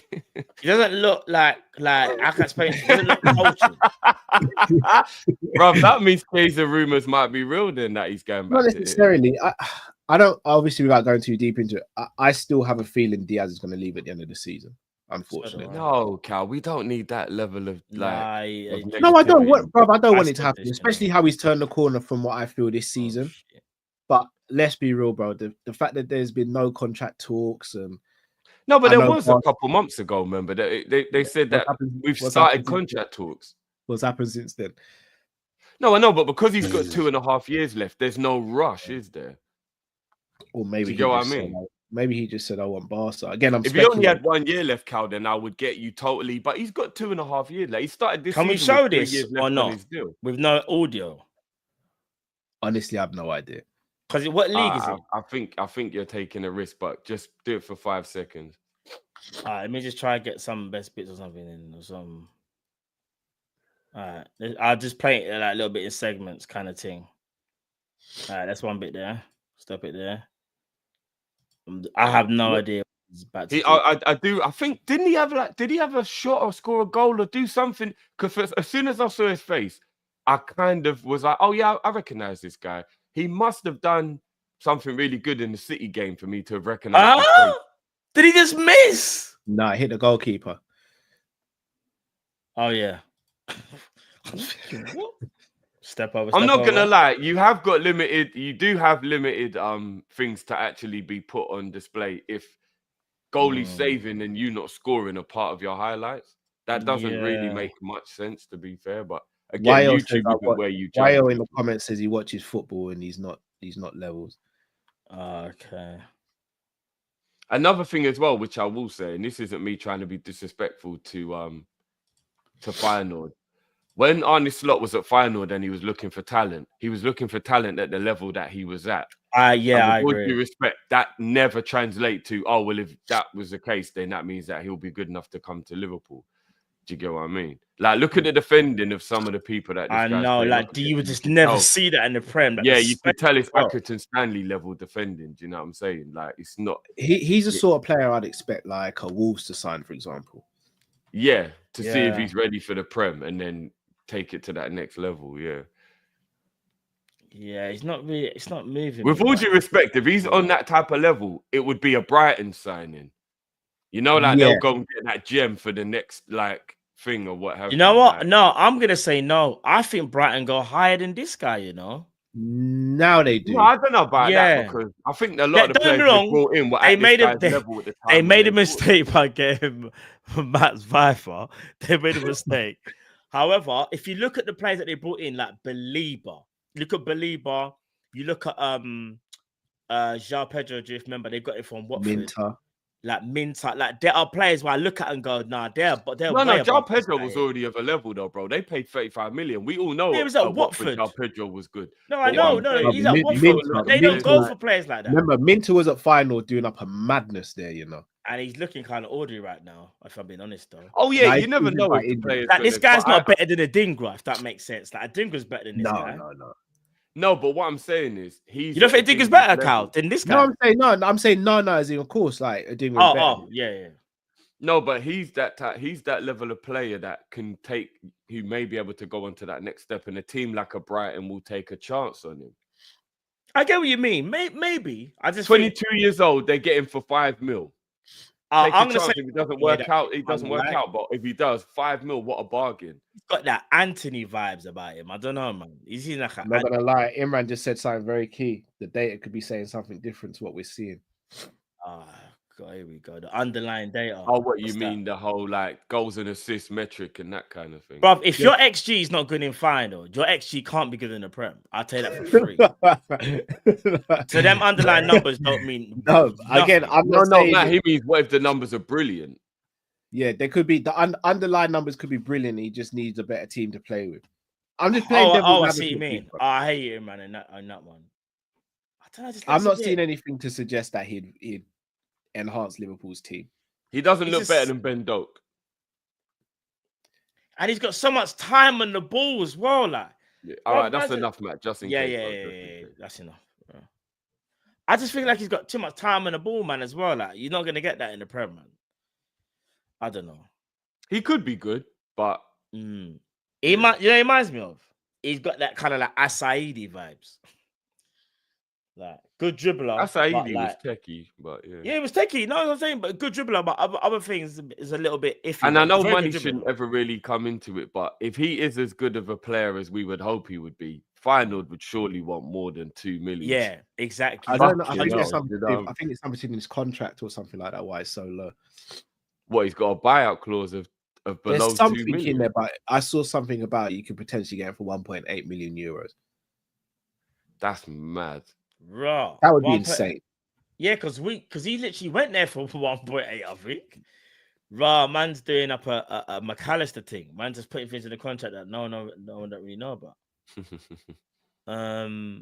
Yeah, that's mad. General consensus for me is it's a meh. I don't see us going for any attacker unless we know we're losing one. I think it would be 1 out, 1 in. Or else we'd have 7 attackers. Yeah. We've been 7 attackers. We've been linked more with left wingers, if I'm not mistaken, than right wingers. Which I did suggest to me. I know Drift won't like me saying this either. But I said this to Cal beginning of the season, actually. I said, I've got a funny feeling Diaz is gonna have his best season, but he might leave. And I didn't want this is the first time I'm saying it out loud. I'm worried. And have you seen the stuff today as well coming out from Colombia as well regarding Luis Diaz's contract? Yeah, but you know why? Because Liverpool just need to pull their finger out and give the man the money he deserves. No player who plays 100%. Week in, week out in the Liverpool first team should be on less than 100 grand a week. Because their talent should be that they're worth way more than 100 grand a week. And if I'm not mistaken, Luis Diaz gets 60 or 70 grand a week. That he's been on that now for 3 years. I would want out. Not because I didn't love the club, but if I wasn't being offered anything better than that. And remember, Diaz is 27, 28. He's at a stage of his life where he's actually got to think about money because these last few years are where he's going to earn the coin to let him retire without any issues, right? So he needs to start making that type of coin now. Because let's be honest, 70 grand a week is an exorbitant amount of money to your regular everyday guy. But that's not a lot of money to set you up for life in a football career, you know. I'm gonna be real. I'm gonna speak for myself here. No disrespect to you guys, no disrespect to anyone else. I think I'm a bit slow. Because I keep on expecting FSG to do things that are commonsensical. Like spend a bit of money and reward players for what they've done and what they do. Didn't Kwanzaa sign a new deal? Is he the only one signing a new deal? Kwanzaa? Did he sign a new deal? I think so. He's the only one, though, isn't it? I think. As of no, late. wasn't there? No, there was somebody else, wasn't there? Nah, I swear it's just Kwanzaa, isn't it? Just Kwanzaa. Is it just Kwanzaa? I remember Richard Hughes got turned down by Adrian. You're frozen, by the way, so I need to see your face when you're saying it, bro. Pause. The only director of football in the history of football who's been turned down by Adrian. We're the only club in history to offer Adrian an extension. And to be turned down. Yeah. Yes, Pete. Someone just put something in the chat that's absolutely wild, but we all knew it. There's only 10k difference between Nat Phillips and Luis Diaz in wages. I'm not gonna lie, Luis Diaz actually needs to get a pat on the back for just literally turning up and not being vexed every day. They probably tell him when he. I reckon Richard Hughes is an absolute arsehole and says stuff like. Luis Diaz probably say like 60 grand a week, and then Richard Hughes would say, yeah, it's only 10k difference from that Phillips, but because you're in the first team, it means more. Bro. No, do you know what? He's probably one of them bad man youths that when man moans about how much money he's getting, he's like, you know, there's poor people in other countries, right? It There's means people more. starving. You know, there's people who just try and take the. Remember where you came from, young fella. Remember where you came from, young fella. Richard Hughes out here doing the most. But imagine that though, Matt. Imagine if you were only getting 10 grand more than a guy who's absolutely nobody, with all due respect, in regards to like the team. Like Nat Phillips is an absolute nobody at Liverpool, with all due respect. And imagine that he gets paid only £10,000 a week less than you do. That's wild. Nat gets paid more than 55k, by the way. Is Luis Diaz on 55? What are you? I don't know. No, yeah, he's on. No shit, that is ringing a bell now. You're right. Do you know I'm thinking he's on 65? Oh shit, yeah, I forgot he's on 55. No, that man are trying to do it means more thing. No, that is a disrespect. No, that is a disrespect. Wouldn't you want to leave, Matt, if you was only on 55 grand a week and you was the best left winger? If I'm Luis Diaz and I saw that my salary is comparable to Nat Phillips, I'm going into the office and I'm kicking down every single FSG person. and I'm saying, if you want to see your family ever again, you better pay me my money. I swear to you. Every week after training, I might stick Phillips up in the Are you mad? Car park and take that extra. I mean, that Phillips can't be brethren either. I'm salty like that. Like, I don't care. We're not friends, bro. Man, try front up. You're not even playing. And no, you're friend up with me, and you know them ones there. Man's like, oh yeah, like me and the lads, we're gonna go get a couple of drinks. Bun your drinks through, boy. You should be on my salary. Oh no, bro. If I was with Diaz and them man that said, should we grab drinks? I would rag up, be like, who's paying? Who's paying? Because I ain't coming if you're not expecting me to pay. No. I get 3 or 4 times less than the majority of you man in here, bro. Who's paying? And you know what? Do you know how to big up Liverpool players? Each and every one of them actually. All jokes aside, because you don't want to know what Keller. You don't want to know what Keller has on. They all actually do that, by the way. Because remember, Curtis Jones revealed. I think Kelleher's on 30. No, he ain't. What Kelleher? What's he on? You have a guess. 20. Kelleher's on some paternity. Am I going in the right direction? Yeah. 8. Kelleher's some paternity leave salary. Kelleher's on 10.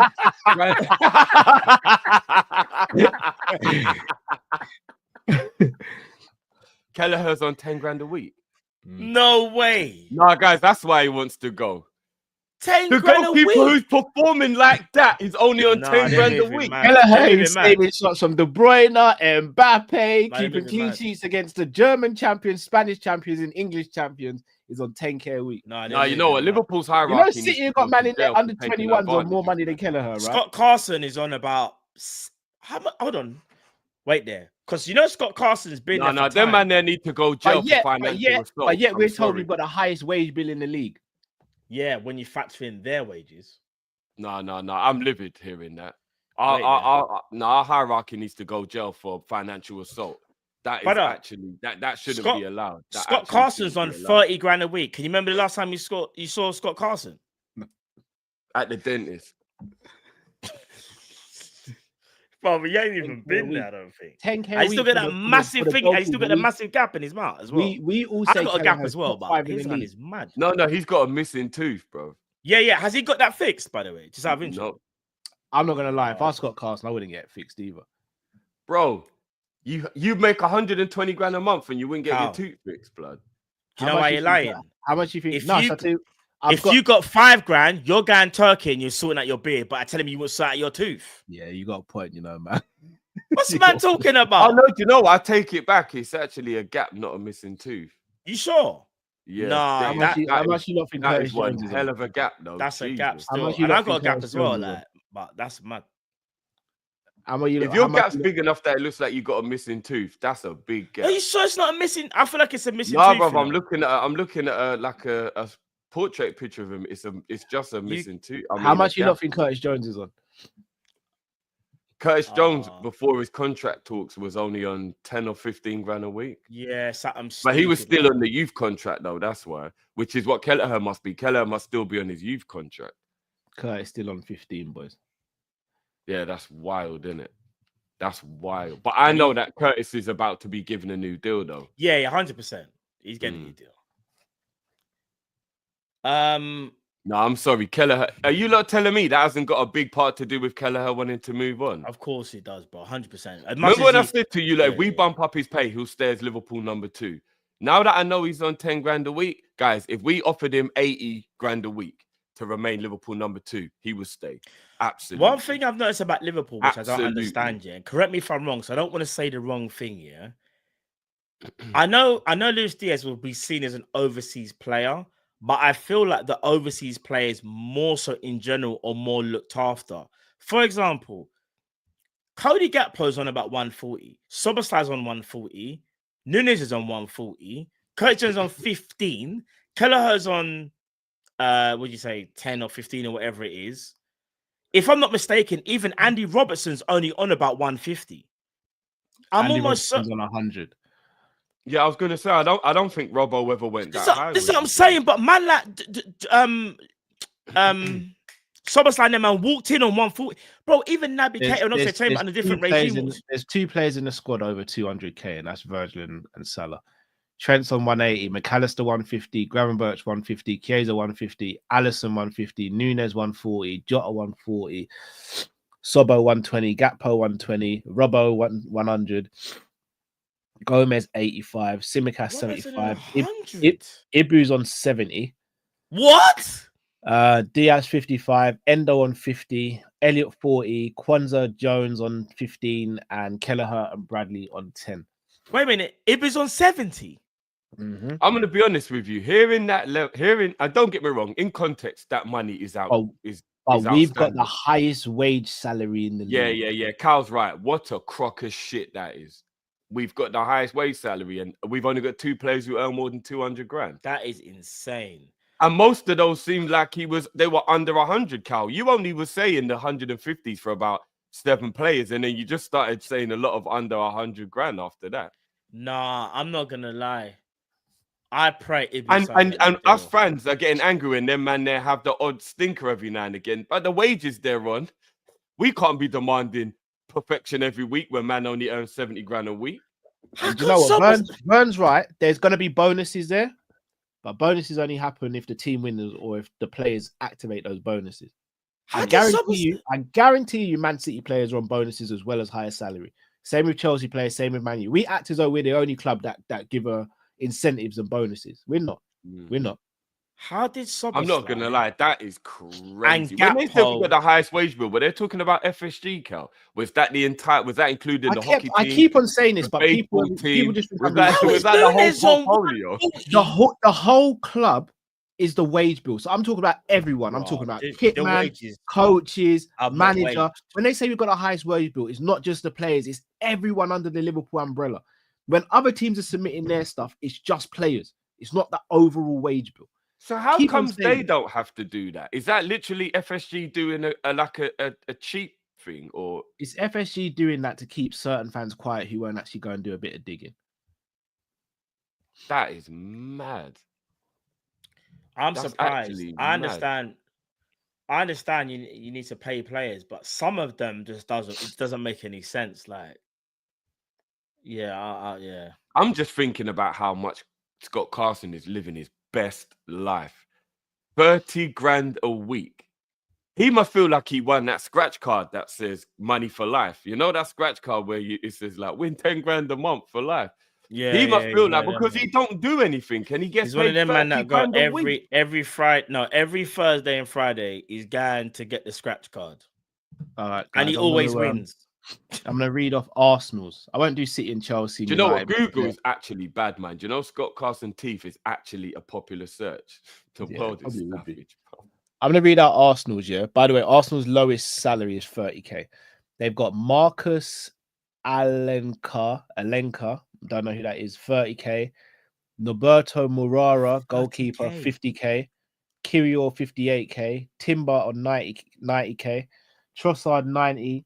Gabriel 100, Ray 100, Tomiyasu 100. Tomiyasu's on 100. Blood. Jorginho 110, I think that is. Kieran Tierney 120, Calafiori 120, Moreno 130, Ben White 150, Zinchenko 150, Martinelli's on 180. Saliba 190, Saka 195, Partey 200, Rice 240, Odegaard 240, Jesus 265, Kai Havertz 280, Sterling 325. Hold on, what? Arsenal don't pay Sterling's wages, but yeah, they don't. But still, that was a lot more players in the 200. Partey's on 200. I feel like Saka's on more. Sorry, just to confirm, Declan Rice, Odegaard, Jesus, and Havertz are all making more money than Virgil van Dijk. Yeah, I wish I'd been calculating that while Cal was saying it and calculating us to see. I know I've got the total payroll allocations for Arsenal is 194,396,000. For Liverpool is 131,300,000. Hold on. How is ours higher than theirs? No, ours is lower. Ours is lower. 195 million for Arsenal. Oh, sorry, 109. Yeah, sorry, I thought you said 109. Sorry, 190. Okay. Should we have some fun with this? And should we have a look? So they've got 40 million a year more than us in terms of their wage bill. Was that roughly 60 mil? 60 mil more. Yep. And they outspend us in the transfer market. Chelsea's 206 million. Man City 213 million. Man United 187 million. Raw, Man United really did bring theirs down then, because theirs used to be well over 200. They got rid of dinner ladies and stuff, didn't they? No, big man thing. They got rid of like normal, like just people just helping out in Kobe Mainoo's on 20k, by the way. The man. No, but he's a youth player though. That makes sense though. Yeah, he's on more than Jones. Oh yeah, and Kelleher. Rashford's on 300k. Mount 250. For Bruno on 240. Anthony's on 200. Casemiro 350. Delit 195. Maguire 190. Casemiro on 350. I remember. Yeah, the wages. No. But why do you think you don't want to leave? Yeah, I know. Make 350. Man City, they've got from the 200s going up. So Gvardiol's on 200. Rodri's on 220, Foden 225, Gundogan 230, Stones 250, Grealish 300, Silva 300, Haaland 375, De Bruyne 400, and we all know Haaland's getting bonuses as well. What the fuck? Nah, the Man City ones are insane. And then you wonder why we're saying this don't make no sense. Bro, Grealish is on 300. Kate, and you're right, he's not lying because I've seen this before. De Bruyne's on about 400. Chilwell on 200. I think De Bruyne deserved 400 though. Mm-hmm. Yeah, he does. De Bruyne does. No, for me, it's the Grealish one. No, but Matt, if you're a £100 million player, technically you are worth 300. His performances haven't been. But come on, bro. If you're a £100 million player, then your value should be good enough. No, if you're Jack Grealish, you can. No, if you're Jack Grealish, yes, you can ask for the 300k if you're paying 100 mil. However, if you're Man City, you still know in your mind and from a sporting perspective, like what he brings to the table. They know even if it's 100 you shouldn't mil. Be buying him then, Matt. With all due respect. No, but they done that to get the quota, fam. That's for the quota. They needed an Englishman. No, maybe that is true, but genuinely speaking, if you're buying a £100 million player, he's good enough to be on 300 grand a week. That's the whole reason why you're paying 100 million for him, bro. Do you get what I'm saying? Because he's an elite level footballer. So I'm not surprised he's on that 300. It's just mad because English and Prem tax combined. Jack Grealish in that summer. But you get what I mean, though, right? I know what you mean. If you're buying a player for 100 mil, he should be good enough to be on 300 grand a week. So that doesn't surprise me. Basically, that wage bill there that you just read off, Cal, is insane. Because there's no excuse from a financial standpoint. There's absolutely no excuse for us not to be able to pay Virgil, Salah, and Trent their money. Not to mention, we bring in more revenue than all those teams, maybe apart from Man United. What's the excuse? Why is it the players are being dragged through the mud instead of the ownership and the club? Why is Trent being made to look like the bad guy when the ownership and the club have more than enough money to do what they need to do? We don't know at this point what Trent's MO is. So that's why I'm not gonna do the blaming him or them until you know what Salah's and Virgil's is. Yeah, we do. Those two, you know that they want to stay. But with Trent, I do have a sneaky suspicion that maybe the Real Madrid thing is mad tempting him. And we need to actually figure out whether he's the one who's being weird about it. But with Mo and Virg, you're right. We know they want to stay. And we know that the club are just thinking because they're over 30. Because I reckon if they were 24, this would have got done about a year ago. Like, it wouldn't even have got to this point. Trent's 25. Because they're in their 30s. Trent's 25. It was 24 a year ago, bro. No, but that's why I'm saying I think I'm a little worried Trent is actually thinking of Real Madrid. There is a little part of me now starting to get worried that Trent is thinking about Real Madrid and he's the one who doesn't want to talk because he's weighing up going to Real Madrid. But with Mo and Virgil, I think maybe he's looking at the ambition of the club, bro. Maybe he's looking at how his brethrens and the captain and the best attacker in his team is being treated first. I don't know. But I definitely think that we the reason why we're treating Mo and Virgil like this is just because of their age. It's blatantly because of their age. But yeah, no, it is, but that's what pisses me off though, because like sometimes you gotta not look at the age and just look at what's actually happening in front of you. These players, Virgil and Salah, are performing at levels that are just above normal, and if they're going above normal, they deserve above normal contracts. Like, come on, man! Like, do you? All right, let me ask you a little question. If you were in a Mo or Virgil's place, right? Yeah, Ali. No, I've seen the Delo link. I think Delo would be a good buy for Madrid in January, personally. Yeah. If you was them two, right? Especially Virgil, more so because Virgil's 33, so he's a year older. Would you really leave the club over an extra year? So if you're asking for 3 and they're offering 2, and all things being considered, you love and adore where you are, etc., etc., etc. Would you bet on yourself and be like, I reckon in a year's time, I'll still be in a position where I can negotiate an extension on that contract, but I'm going to take it because I want to be here? Or would you be like, nah, I'm going to walk away on principle and leave the club you love and go and maybe walk into a situation that could be bad for you, who knows, over just 1 extra year? Because I've been thinking about this myself, and I don't think I would cut my nose off to spite my face, even though I get having self-worth and all that kind of stuff. If I was Virgil and they offer me 2 years and I want 3, I get why you want 3 for the security, but I wouldn't walk away from the club over that year. I would sign that deal. I hear what you're saying, Drift. The only thing Virgil and Salah might be looking at, for example, is in 2 years' time, I don't want to retire. But in 2 years' time, I'm 2 years older. Less chance of another club coming in for me potentially. No, I get that, but maybe not Salah. Maybe not Salah because he can still probably go Saudi. Virgil might not have that option. No, Saudi would want Virgil. It's just whether he would want to go there. Not necessarily. But Ramos, if I'm not mistaken, no one offered anything for Ramos in Saudi. No, didn't Ramos turn down Saudi? Apparently, I don't know. But I don't know. I'm not too sure. I'm not too sure. I know he's still not got a club, as far as I'm aware. He hasn't got a club. Yeah.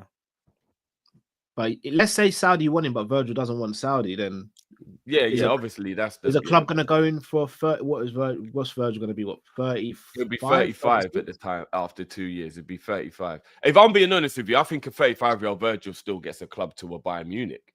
If he's playing at a high level, I think Juventus, those type of clubs, they will still take a 35-year-old. I agree. How old is my Hummels? Why would Virgil want to take that risk? Hummels is 35, if I'm not mistaken. Again, different league. I think Virgil could play in Spain, even at 35. At 35, yeah. I think the league's slower. I think if Virgil maintains even remotely a high level, at Italian 35, big clubs would still, Italian clubs and German clubs, Inter or AC would definitely go for Van Dijk, 100%, bro. They would. Matt Hummels is a perfect example because they're very similar in terms of how brilliant they've been in their careers. But Matt Hummels isn't even as athletic as Virgil, and he's still actually getting contracts to play Champions League football at 35 years old. Yeah, he's balling out. He scored the other day, for fuck's sake. Hummels is balling out. All right, then let's read the supers. Bigger Uncle Rod. He says, I've become a member. Oh my God, Matt. Family. He's actually 36 in 2 weeks. Who? Hummels? Hummels is 36 in 2 weeks. And where's he at now? Is he at Dortmund? Did he go back to Dortmund? Or my guy mad? He's gone. No, he's gone somewhere. No, not Dortmund. Who's he?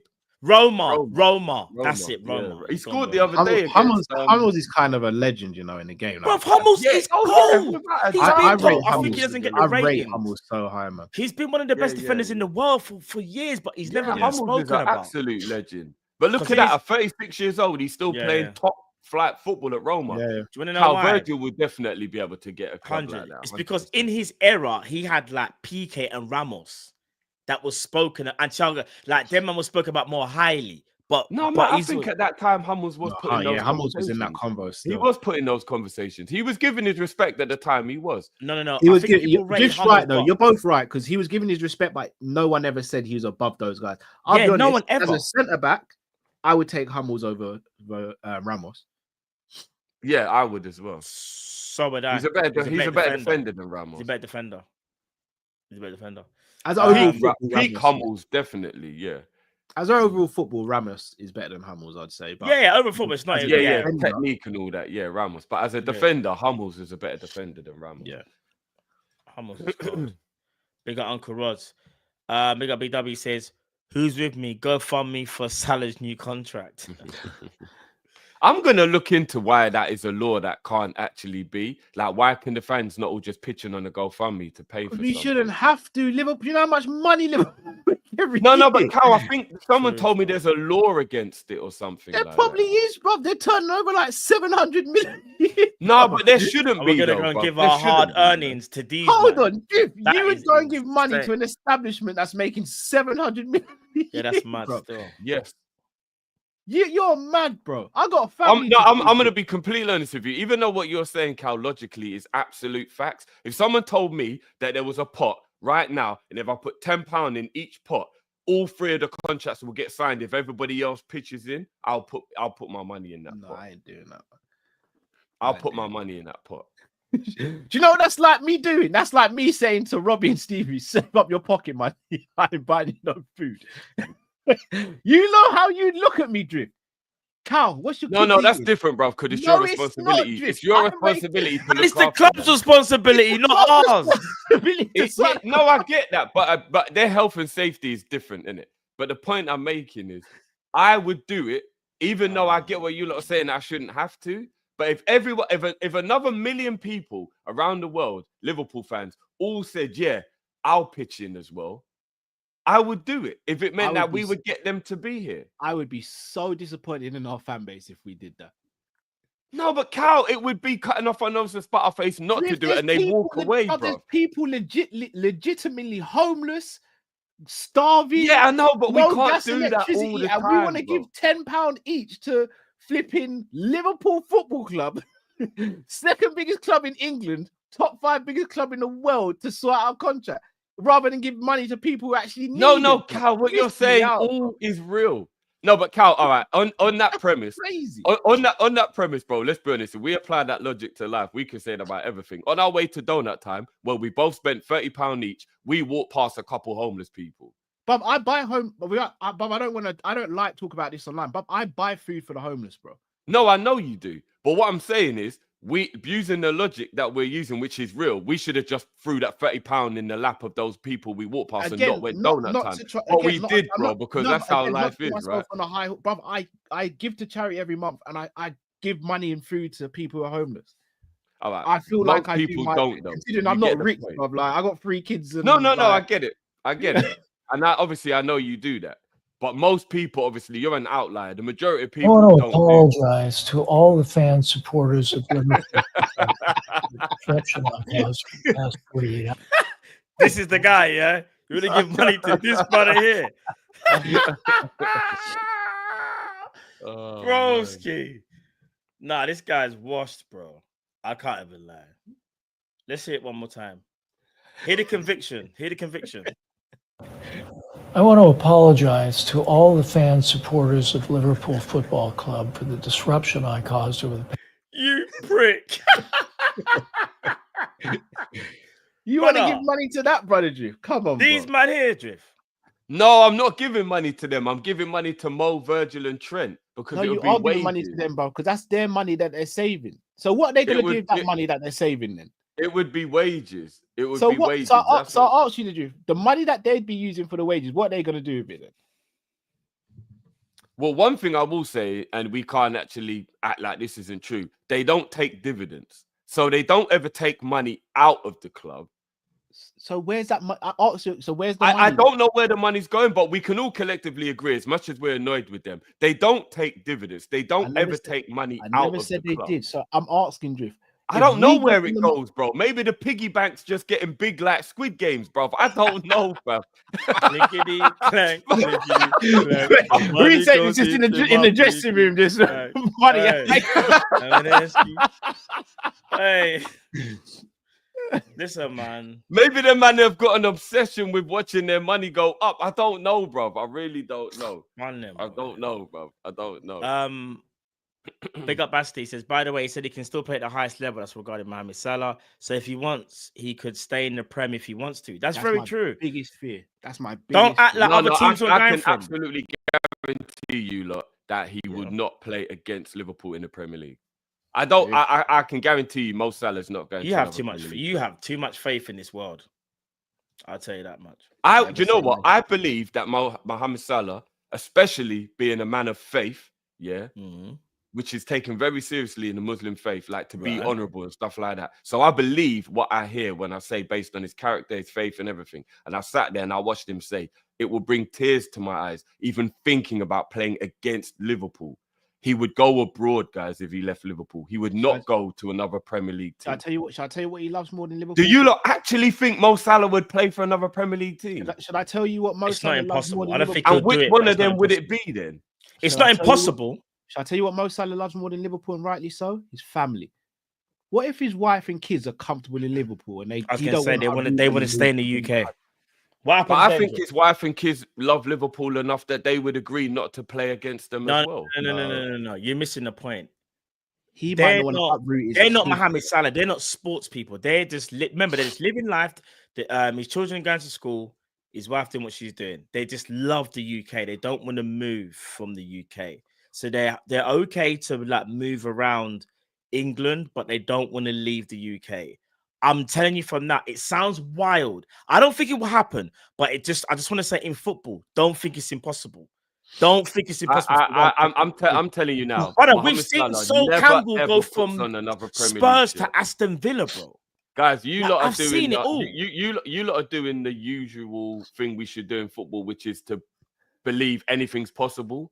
That's a fact. I do hear you, but I think there's the odd occasion where, like, if I said to you, look, Steven Gerrard going to Man United, where you go, nah, it's not happening. And you just know. Like, you don't even need to have a conversation. You know why it's different though? Because Mo Salah has that level of loyalty to Liverpool now. I'm not disputing that he does, bro. I'm not disputing that he does. Yeah, it's not that though. He ain't going to no Premier League teams, boys. No way would he go to another Premier League. No, you can't fathom it. It's not impossible. No, he wouldn't. He wouldn't do it. This is football. It's not impossible. He wouldn't do it. No. Drift, I agree with you. You don't like Chelsea because of what happened in the past, and he's already been there.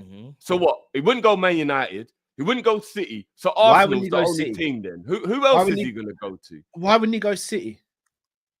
Because he just spent his whole life being against them. He's not going to go and join them now. Why not? Because the team, he said it would bring tears to his eyes to play against Liverpool. And you think he's going to do that against one of our biggest rivals. Different sport. KD and ruin his entire legacy. Wait there. Different sport. KD, Kevin Durant, used to play, for OKC. Not the same, bro. Broski, it's still a sport. But basketball has no loyalty. We've seen that over the years, bro. Come on, man. Basketball's the sport that's got the least loyalty in the whole world. No, it's not actually. It's not. But anyway, what is different if you get traded, there's nothing you can do. But when you pick to actively go there, do you get what I'm saying? He went there. So what I'm saying is this. Even if you don't want to use basketball, you're moving like we haven't seen Sol Campbell go from Aston Villa, Spurs to Sol Campbell might not be a man of integrity the way Mo is. Who's another one? Another big Lampard went to City. Figo. Yeah. Maybe Figo don't have the integrity that Salah has.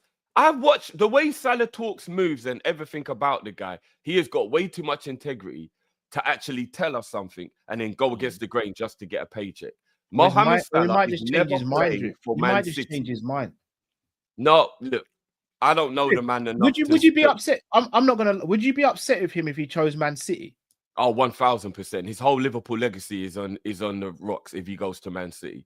His whole Liverpool legacy is on the rocks if he goes and plays for Man City. So if Liverpool don't give him what he wants and he leaves and he wants to stay in the UK, you're going to get vexed. No. Let's put it more in perspective. Liverpool only offered him a shorter contract, which the rumors are that's what the sticking point is. It's the length of contract. So not giving him the rumors are everything, bro.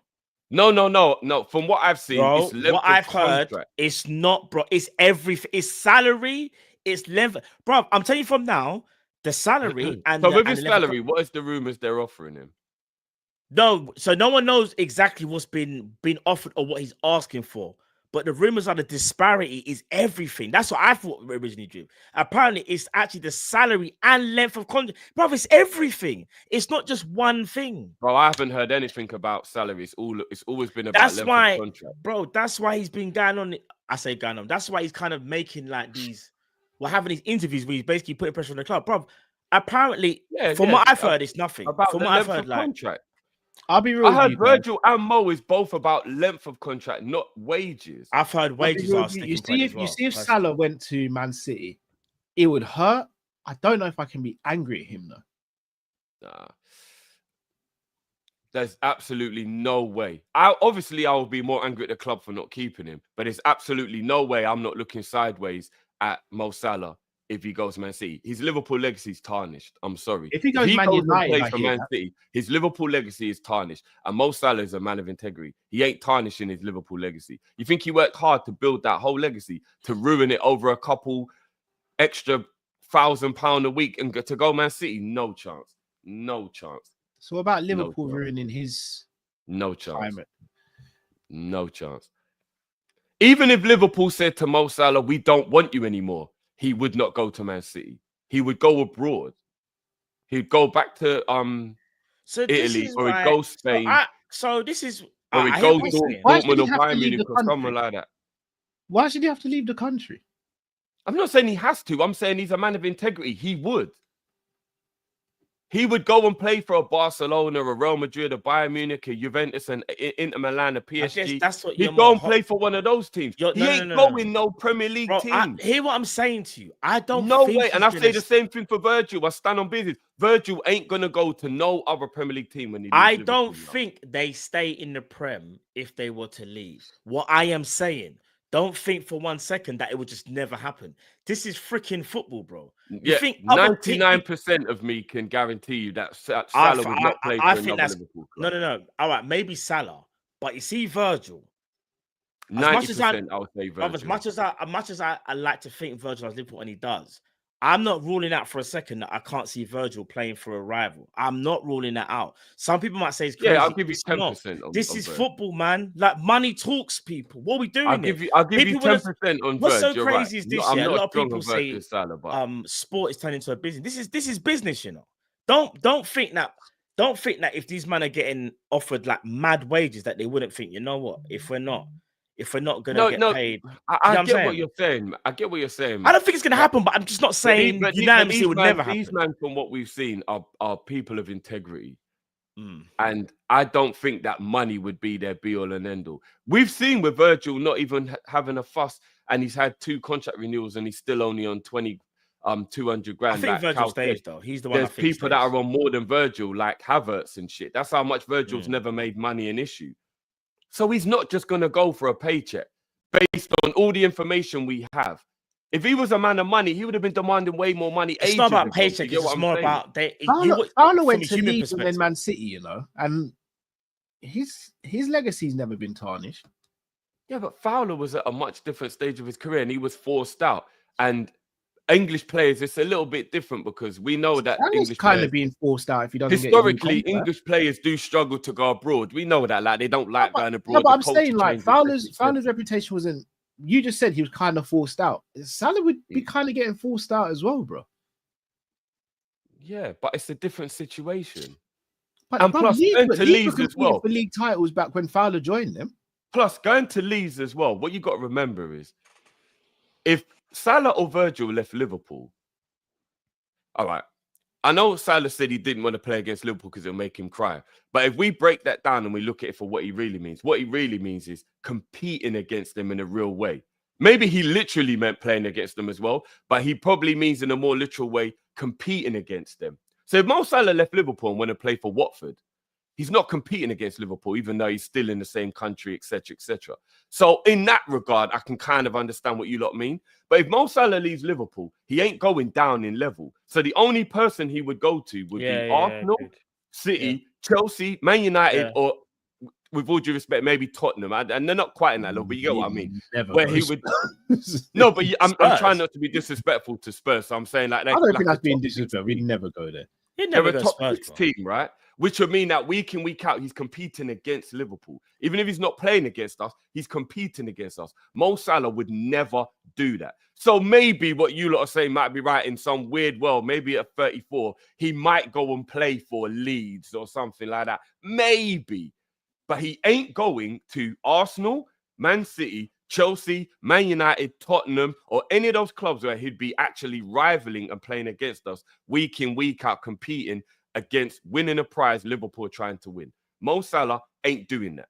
He ain't doing that, you lot. I'm ruling out. I can sit in now and give you a 99% guarantee that Mo Salah would not do that. I agree with you. I can't. So we ain't got to worry about I've seen so much in football and in life just to know that there's always some type of madness. It might not be that, by the way. I'm just saying it. Like, I didn't even think we'd be sitting here like 2 years ago. I didn't think we'll be sitting here talking about these contracts. I didn't think we'll be sitting here talking about Trent on the verge of potentially going Real Madrid and Salah leaving and Virgil leaving. I didn't. If you said this to me 2 years ago, I would have been like, brother, what are you? Why would you even say that? You're just talking nonsense. You're just trying to scaremonger thing, and look where we are. But I hear it though. I agree with you. I just don't believe in my owners, and I believe football's crazy. Nasir says, look at yourself, bro. I know it might not be popular, but remember, we were so close to going under before FSG. They changed our club. We won everything. I say, let's keep the faith a little longer. They have a money ball system. By the way, I love Salah, VBD, and Trent. I mean, big up to you, bro, if that's how you feel about it. I disagree with, like, what you said is factual. I can categorically tell you now, Nasir, that you're just slightly misinformed from the propaganda. There was another owner who has more money than FSG, whose bid to buy the club was pushed to the side, We can't talk or say names because it'll get techie, but we have actual factual information, bro, that there was people inside the club that hid offers from other owners to make sure a certain ownership got the club. We would have 1,000% been fine if FSG didn't buy Liverpool, bro. Absolutely. In fact, we might have been better off. It's not a guarantee. Of course, we would have been better off. We might have actually because nothing in life is a guarantee. No, that was a guarantee. Have actually been better off. We might. It was kind of put like this: American to American. I'll leave it there. Yep. Alex, what's in the box? That was in regards to what Cal was talking about. Big up CJ said, let's stay humble. Three crucial games incoming. That's true. First one hold on. Wednesday. How long ago was that super chat coming through? Was you lot being reckless in the first 20-30 minutes of the show? What's that? Because is he asking you guys to be humble because you lot came in here? No, I think that's just a message to the fan base. That's a message, yeah. We didn't even speak about that. No, I thought the clips were going to be clipping. You lot got me scared there. No. We didn't even speak about we didn't even speak about like chance of winning and stuff. We didn't even have that conversation. Okay. Yeah. No, I just saw that and I just panicked. I thought you lot was on stuff because I know unsupervised you lot can actually be like lunatics. So I was just like worried. Lunatics. Bro, yeah. Remember, you was a lunatic at the beginning of the season. Lunatic, bro. You're not harsh of a word. Lunatic. Yeah, you lot unsupervised is scary. Matt will get us cancelled with all kind of copyright. Lunatic, a person who is mentally ill, not in a technical sense. Adjective, a ward of lunatic old ladies, bro. Yeah, that's mad still. I'm not gonna lie. Do you know how mad that makes me and Matt sound, bro? That is mad. I thought to play the JW Henry clip again. You're a football lunatic then. But you still use the L word, bro. That is mad still. Big up Soren, big up gents. I feel like we'll sign Mo and Virgil. Trent is probably the easiest to replace. If you can only sign two of them, who will it be? You never walk alone. Big up Soren. That's a question for you guys. It's a question for all of us. I'm the host. I'm asking the question, bro. That thinks he's sleeping. Bro, I'm the host. I'll answer it. That's a question for you guys. I'll answer it. The two most important out of the three are Virgil and Mo. Say that again, sorry? The most important two out of the three are Virgil and Mo. And that's obviously not to diminish Trent, but I just think I think the order of importance is Virgil, Mo, Trent. What about you, Carl? I agree with you. Well, there you have it.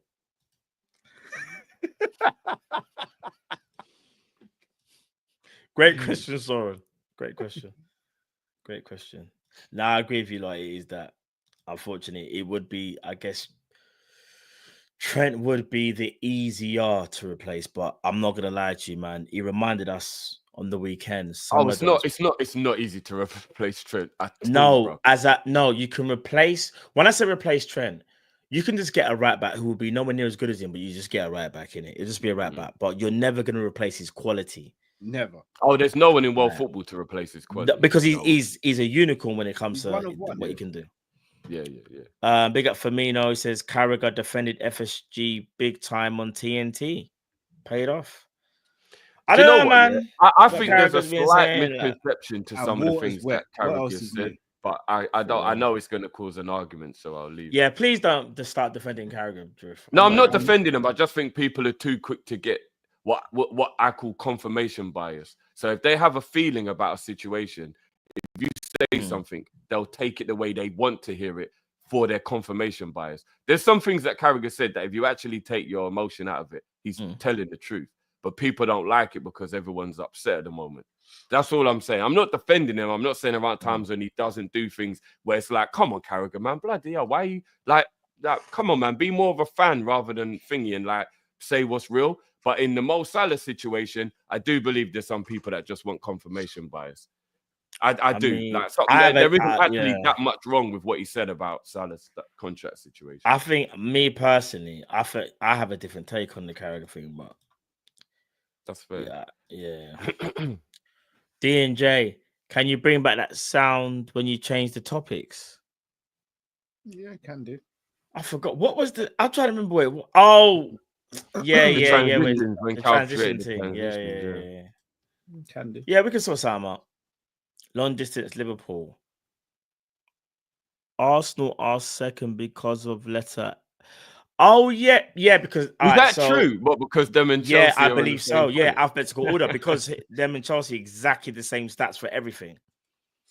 AM/PM, play the under 10s, man like Stanley. They don't even have an area code. They must do. Oh my god. Can I just say, and I don't even want to jump back on this, but like, because for example, with Liao saying drift, he calls Salah selfish. Remember, put it in the context. He never says Salah is a selfish person overall.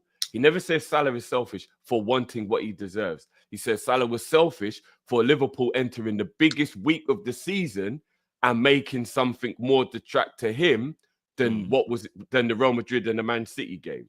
And if we're being honest, if Cristiano Ronaldo or Ibrahimovic or somebody like that who's seen as an egotistical person in the world had done what Mo done, we would have all as rivals said, look at this guy making it about him. You have to sometimes take your emotion out of things and be logical. We love Mo. We want Mo to sign, and we know FSG are pissing about. But going into the mixer and deliberately saying, guys, you man got a minute? Yeah, let me talk about how frustrated I am about this contract situation. Wasn't the best timing. I'm so glad we won those 2 games and we're cruising and Mo's performed. Because imagine if Mo dropped 2 stinkers in the 2 biggest games of our season so far after what he said. Like, come on, guys. Sometimes you have to take your emotion out of things and actually be logical and practical about it. Was it really the best time for Mo to do that? No. Come on, guys. Sometimes you've just got to look at it from the outside, man. Come on. He wasn't asked, guys. He went to them. That's the mad thing. I thought he was asked and he just said it. Apparently, he actually went, guys, you got a minute. Right. And he went over I'm not and gonna just get expressed involved. his feelings randomly without even being asked. He could have picked a different time to do that. I'm going to say this one I love thing. You, Drift. He could have picked a different time to do by arguing. Carrot also said a lot of other things in that same bit. No, but I'm not talking about that. I'm just talking about him calling Mo selfish for doing that in the biggest week of Liverpool season so far. That's all I'm talking about. I'm not anything else. I'm not talking about. I'm just one thing talking I will about say that, though, right there. even that statement. And you lot know if Cristiano Ronaldo did that, we would all laugh. I'm saying, look at this brother making it about him. him. I'm about to quickly say, you know we would, guys. Carragher's the only person that said that about him. He's the only. So even let's say Carragher's right. Let's say Carragher's right. No other person. I'm not even saying he's right. I'm saying I understand what he's saying. I'm not saying he's right. I'm saying I understand what he's saying. Yeah, he's on the payroll.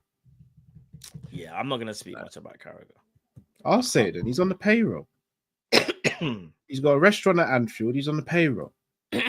Shut your mouth and say what we tell you to say. Oh, yeah. I was going to say, yeah, honestly, I won't say nothing.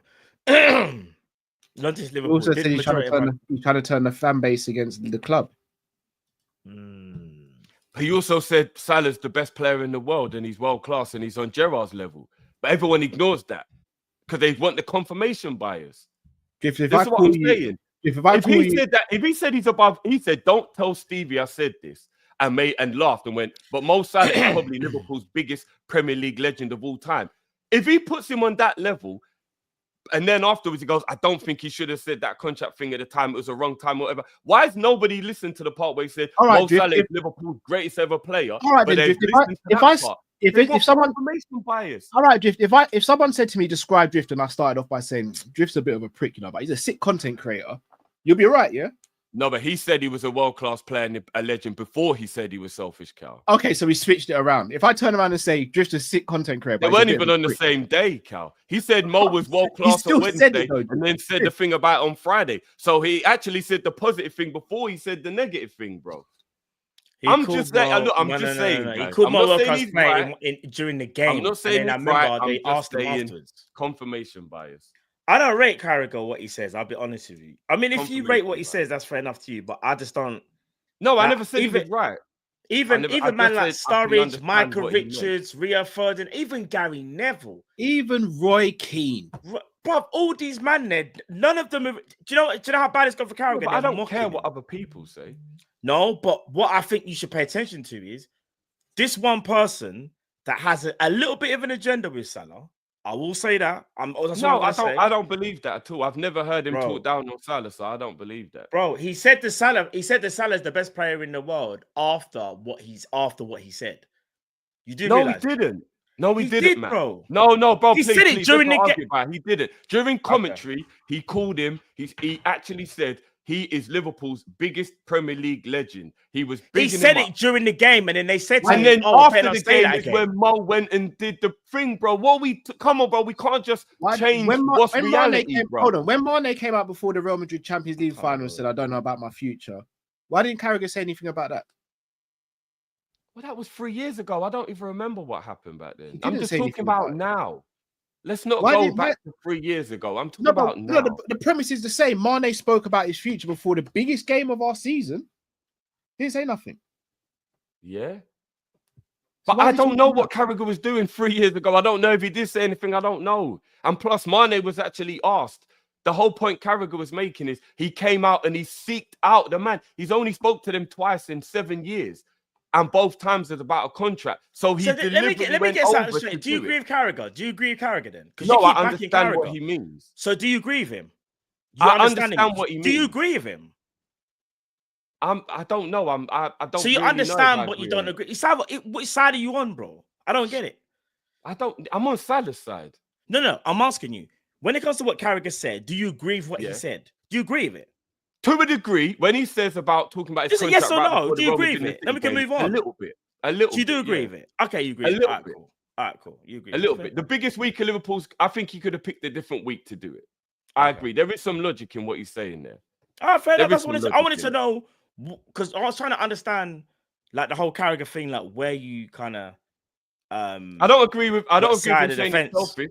But I agree I don't agree with what Carragher said, but I'm not going to. Why is it? Can I just ask? Why is it selfish that he comes out and says he wants to stay at the club and he loves the club? I said I don't agree with him saying he's selfish, but I agree he could have picked a better. No, I'm not saying you agree or disagree, but I'm asking what did he do that was selfish? Well, the definition of selfish is you make it about you.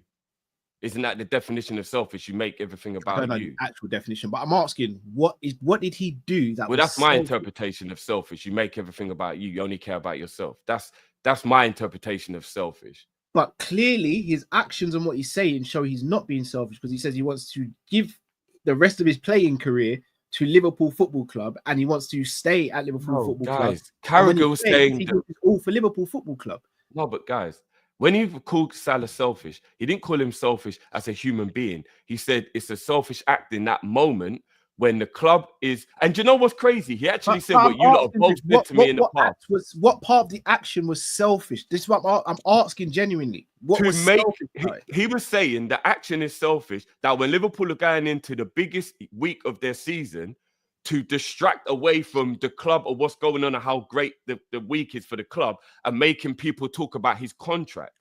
That was the point he was making. He never called him a selfish human being overall. He actually used you lot's quote. And this is what's so funny. He said, no player is bigger than the club. LFC will be here after Mo, and they were here before Mo. Mo shouldn't have made it about him. How is Mo bigger than the club? I don't understand. All right, but how is Mo acting? And that is what you two have screamed at me on numerous occasions. But you guys are using it completely out of context. What did Mo Salah do that suggested he thinks he's bigger than the club? That's what I'm trying to get at. He never said he thinks he's bigger than the club. He said he made the week about everyone was talking about that and what he did and talking about his contract when it should have been more about we were talking about it anyway. We've been talking about it anyway since the start of the season. He obviously threw fuel on the fire, didn't he? He was are you not telling me you can't understand any logic behind I'm saying he was asked a question and he answered it honestly. No, he wasn't asked, Cal. He went over and said, can I talk to you, man? And he just brought up off his own back. He didn't bring up. Guys, come on, man. We have to talk the facts. Hold on. He wasn't asked wait there. No. Wait there. I know exactly what happened. He said, you, man, have you got a minute? And he went over and he actually spoke to the reporters. What was the first question they asked him? Or what was the first question they asked him? What's the first question they asked him? We have to be as factual as we can if we're going to let's be factual. Let's be factual and stop talking that and he said to them, man, have you lot got a minute? And Yes, he went he over did. and said, I want to He talk spoke, about my yes. contract. They never asked him a question during a Brother, conversation. I can assure He you went 1 over billion to %. them. He went over and said, have you man got a minute? And they said, yeah. Then they started. And then he started talking about his contract. Wait, no. Then they spoke about the game. The contract thing was afterwards. They asked him afterwards, bro. That was not the first question on the agenda. Come on. Let's not do Matt, this. You do realize that those people he spoke to is in the mixer, right? Yes, they're like, he's only gone there like 3-4 times. that like try and grab an opportunity. Every player usually just walks past them. They never really get any time. He clearly wanted to say it. What I'm saying, Drift. He clearly wanted to speak about it, but what I'm saying is, man, he didn't go over there and go, I need to speak about my contract. He went over there and said, "Oh, guys, have you guys got a minute?" Then they started speaking. Who speak about his contract, Matt? Please, we have to speak facts, bro. We're gonna talk. He went over to talk about his contract on purpose. No, Matt, it wasn't about the game. It was about his contract. Right, all right. So wait there, but wait there. When he went over there, he didn't say, because this is what you said, guys, to have a minute, can we speak about my contract? He did not do that, bro. That's being selfish. No, he did not. Yes, he did, Matt. No, he didn't. He literally said, guys, have you got a minute? Can we have a conversation?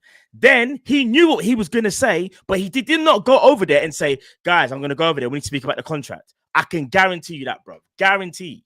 He did not go over there, bro. Players don't even speak like that. No, Drift. Can I be real with you? Do you think a player is going to say to the journalist, I need to speak about our contract? I've literally heard established people in the industry say that is what is so initiated the contract. Sorry, the talk. Matt, please.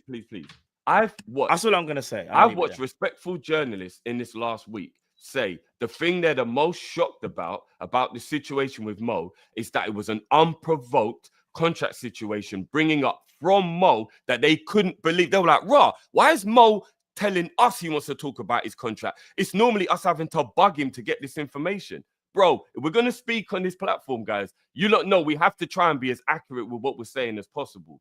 And we have to speak facts. Mo Salah wanted to talk about his contract with them, man. Players don't go over to journalists and go, guys, let's talk about the game. The journal goes, quick, can I have a word? How do you feel today? Players don't seek out journalists, guys. Journalists seek out players. So I don't know why Mo did it, but it was obvious he's trying to get a message, right? Which I get. But he could have picked a different time than before City and Real Madrid. So when should he have picked you? He could have done a week earlier, or he could have waited until this big week was over, maybe. But when we got City and Madrid in the next week, I'm not going to lie, I do feel like it was wrong timing. No matter when you come out, the whole narrative. No matter when you come out, I never said he turn around and go, he shouldn't have done it then. He shouldn't. There's no right time to do it. Of course, yeah, but there is a righter time. Do you get what I mean? Bro, if you didn't want to be with your wife, you could tell her on a random Tuesday, or you could tell her on your anniversary. Both times is telling her, but don't tell her on your anniversary. If he came out after the Man City game yesterday, if he came out after the Man City game yesterday and said what he said the week before, it would have been, he could have waited. So people would have said, I could have waited if we just beat Man City and Real Madrid in a week. Whatever he done, that would have made more sense, Cal. If he'd have came out after the Man City game, after just having 2 exemplary performances and putting down a marker, I would have been like, boss move. He just banded up Real Madrid and Man City, and then he comes and he says, yeah, let's talk about my contract. That is a boss move. That would have been absolutely fine. I'll tell you what's a boss move, Drift. Doing it before the big games. What's a boss move is calling out your owners, who everyone in their right mind knows has been pissing about with the club for the last 10 years, calling out them, man. But he spoke before the Real Madrid final in the Champions League. And look we got big people like Carragher, who's meant to be a representation of this club, dumping on Salah instead of speaking about the ownership. When was the last time Carragher spoke about the ownership? Why haven't you spoken about the fact that there's 3 of our best players left? I don't want to talk about all that. That's too much. Why has he got so much effort for? Why has he got so much effort and vim for Salah, but he can't speak about the ownership that run the ship? Why can't he speak about that? God, when's he ever? Has he come out and said, "Why haven't Liverpool Football Club sorted out?" If somebody asks him about what Salah said, and then he answers the question, it's not vim. I ask you as a Liverpool representation on Sky Sports, on CBS, when he's seeing Salah putting up these numbers for another season, why is Carragher not coming out and saying, I don't know why these men ain't signed contracts, but Roy Keane, Sturridge, all these other men can speak on it, but apart from Carragher, Come But on, he did, man. no, but he And you did don't say see that. the frustration we have with Carragher. Have you bro. actually He's seen? meant Have to you be- actually he's seen? meant Have to you be the actually British seen? representation. Are you He's forgetting somewhere Carragher else, defended Coot as well? Are you forgetting He's that? somewhere else, bro. Are you forgetting Have Carragher you, the Coot have you situation? Come actually through the seen the academy. conversation he had about Come through Salah? the academy, Bro. and he can't speak about the ownership. But he can speak Just about remember them, man. Carragher and Coot as Speak well. about Salah, bro. I just It makes remember no that just now. sense. If Remember anything, Carragher's stance on it. Carragher's being selfish here. If anyone's being selfish, Remember Carragher's stance on Coot. come on, It's man. crazy. Anyways, let's move on, man. I'm done with Carragher, man. Done with that boy there. Long distance Liverpool. Didn't the majority of our kids beat Chelsea? We did in the final. No, they didn't. We kind of did though. The kids were there. Do you remember They the start? did. Do you remember the start? There was 3 kids that played in again. Thanks, Drew. I mean, 3 youths, bro. they're still kids though, right? It was not the still majority, exemplary. though. They're It was still kids. exemplary. No, I'm trolling. I know one. Where is it? Boy, Akatar Stanley has a very young squad. Oh, so maybe they're not the older man there. Someone saying they're not full of the man. Them. Where it's like 35-year-olds or whatever. Ty, I don't know why any of the first team is still here. They love the club. Based on the wages, I think Ty's talking about. Pimp, don't shoot the messenger, man. That final brother is still at 2 million, but his price is still twice now. No, Pimp's like. And Pimp's actually speaking about facts. He's not even bantering. Wow. Wow. Naby's Naby's- market value is €1 million. Naby still gets shade, you know. That's crazy. You never walk alone 2.0. LSC was worth 350 million, now worth 5.2 billion, milking us. Facts. Pause. I don't want to say that they're not milking us. Technically, they're not. But we are massive for their portfolio. We're a reason why they're able to get a lot of money. You done a whole monologue about the room, and now you're saying they're not milking us. Of course No, they 'cause are. no. What? All right, let me ask you, Cal. What's in the room, bro? I don't know. What's in the room? No, but if you're milking, No. What's in the room? No, if you're milking someone, Matt, it means you're taking money out. Yes, of them. broski. All right, let me ask you a question. They're not taking money. They out have of an them. amazing portfolio. What Bro, they are doing, they're rich loaning us money. They're loaning Hold us money and collecting that money back with interest. They are taking Minimum money. interest, but still collecting Let's money call back. it what it is. We don't know where the money goes. We They're don't not know. milking us. They're not Matt, milking you us. know what? They're more taking advantage of us than milking us. Yeah, they're taking advantage of them being our owners, but they're not. Yeah, milking they're taking advantage. They're not milking, bro. Cal's Remember right. when we To borrow milk, money you off them? actually have to It's keep interest, you know. paying You to be know, milking. to this stadium and that. You know, it was interest and all that. You know, it wasn't interest free. No, I was the first. No, to say it wasn't that. interest free loan. It wasn't Sure? interest free. It was a So I low don't think interest. it was. It was a low interest, but it wasn't interest. Oh, free. is it? I heard it was an interest free No, loan. it wasn't interest free. Oh That's my our God. owners. That's our owners, yeah. Okay. Okay, cool. Remember? I No, told but you. they're not milking us, Matt. Though they have to be taking dividends. The Glazers were milking Man United. That's milking, bro. Yeah. That's milking. Nah, FSG are milking us, man. I don't care. They are. That when you actually deep it, they're just taking the piss, man. That's what I'm gonna say, man. BW, Yeah, because that's profit, yeah, but they're not milking. I've gone up. FSG have no excuses. I mean, they've always got excuses. JW Henry gave his excuse. Remember? We got Alex. Getting soft. Pause. Cal. They will be hated for eternity. Oh, That's, that was a bit. Salah and Virgil, if they go, yeah. And you know what? I know for a fact that once you man see them in a Man City shirt, your whole logic around you wouldn't be angry at them would all disappear. Who said? I never said I wouldn't be angry. Mo Salah played for Arsenal, banging one in the top bins to win. Angry. I just said I wouldn't. I don't want to say it wouldn't definitely go there. I never said I wouldn't be angry. Of course, I'd be angry. I'd be upset with the club more than I'd be upset with the player. No, I'll be everything. Big up Joseph. If Top Salah bins was wrong, now to win why Arsenal the hasn't he league at dropped? Anfield. Probably would Question hurt, but it's, I mean, it's his. sorry it's not guys, his let's sorry guys, let's stay on topic. Let's stay on topic. If Salah was wrong, why hasn't his form dropped off? I think that's what he means. Or why wasn't he? No, why wasn't he dropped by the Or club? why wasn't he dropped? Yeah, by the Slot? club. Disciplinary. Because it's still opinion based. He wasn't wrong in the way of like punish him, bro. Because he could have It's breached. just an I don't know. opinion on whether it was the right time to do it or not. He could have That's all breached it thing. is. I don't. You know what I'm saying? He didn't do anything wrong, as in like he committed a crime or something. You know what I mean? Like he didn't do anything wrong. He like didn't do that. anything wrong, but he's But considered I just selfish. think it would have been a boss move to do it after the Man City game, after he's just slapped up them two big teams, not to know. cause a slight distraction before. That's all. I see the logic in it. That's all I'm saying.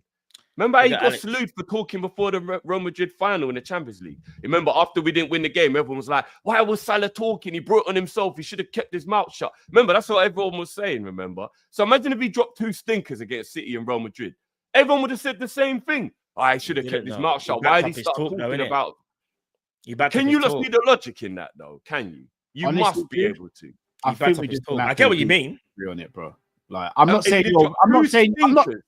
No, dude, I'm not saying you're wrong. I heavily disagree, bro. That's fine. That's fine. Facts are Salah took big risk in saying that he could have backfired massively. Virgil's the same situation, but ain't acting like that. Oh, look, there's literally what Alex is saying. It's true. If he'd have dropped 2 stinkers, came up behind Salah in that interview, was smiling up with him. Smiling. Come on, you do realize I'm always told to read between the lines, but when I read between the lines, thank you. Come on, man. What we do? Did you see that part of the interview where Virgil was smiling? Virgil came out about the Virgil part. I'm talking about he took a risk to do it in case he had a bad game. I'm talking about that part. I'm not being funny. Even if Salah dropped 2 stinkers against Real Madrid and Man City, I'm still saying he needs to get a new contract. But no, you would, but you would also be like, yeah, maybe in hindsight now, it looks like it wasn't good to talk about the contract. Not for me personally. For me, it wouldn't either. Hold on, guys. I know what you mean. You can put 2 and 2 together. You can say, "Oh, you spoke, and now look what's happened." Like, no, let's put everything together. So let's say he said that. Bro, that's life. He said that. Then Carragher says what he says. Then he has 2 absolute stinkers. Are you telling me hindsight ain't gonna make what Carragher said look way more legit? No, bro. It doesn't change anything. His performance on the... Remember, you're acting like what he's saying from that moment is going to define his future. How come what he's... Listen to what I'm... No. Listen to what I'm saying. He shouldn't have distracted from Liverpool's week by making people talk about his contract even more. Listen to what Carragher's actually trying to... But this is what Carragher's actually saying. Mo Salah is trying to be bigger than Liverpool in that moment. And not only that, he's also trying to... Because what did Carragher say? About the fans, Cal. What did he say? Trying to turn the fan base against the club. Against the club. I'm sorry, Carragher. Who's he talking about there? I'm sorry. That's completely wrong. Completely wrong. Because what Carragher should have said was this. They should have got this sorted. I can understand Salah saying it. Timing, you could arguably say you don't know whether it's the right or wrong because you're not in a position to do that because you've never been in that situation.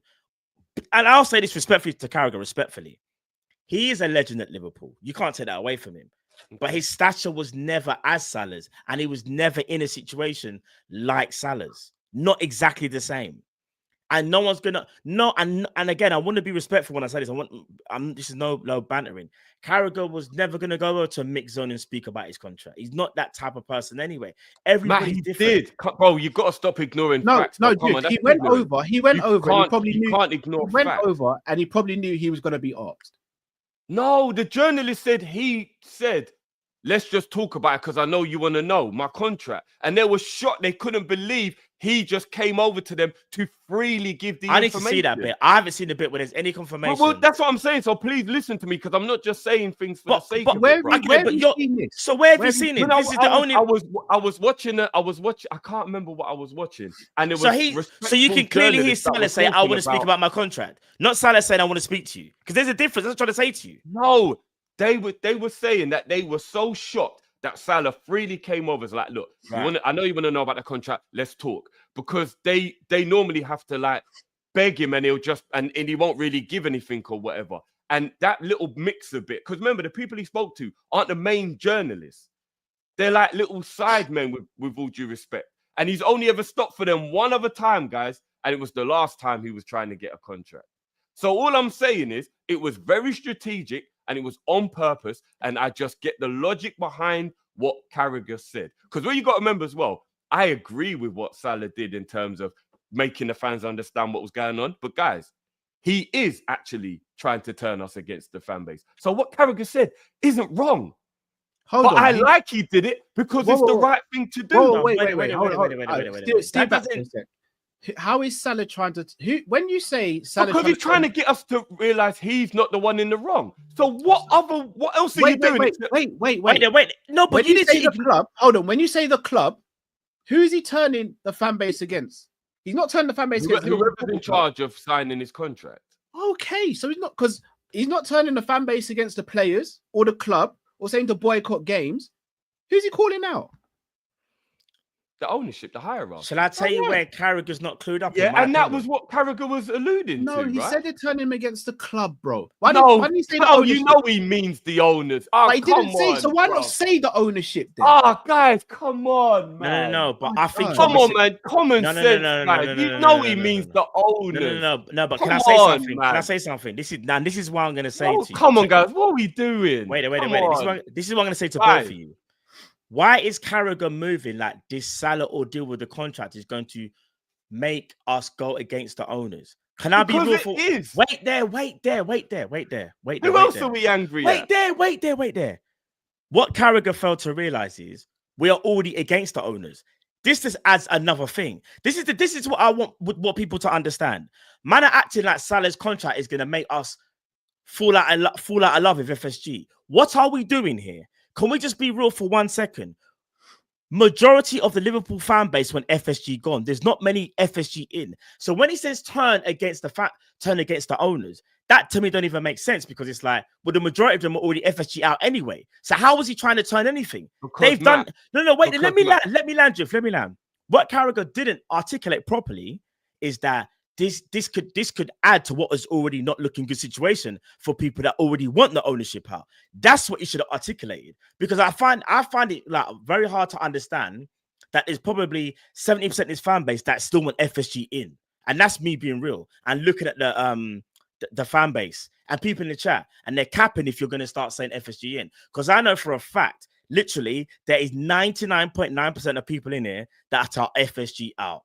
But that's just our community. But apparently, no, wait there. But apparently, the general consensus is they're FSG inners, though. That's what Carragher's trying to point out. Because now he's trying to say, Salah's trying to move that to make that an FSG out situation. Brother, we've been FSG out for time. So I don't understand.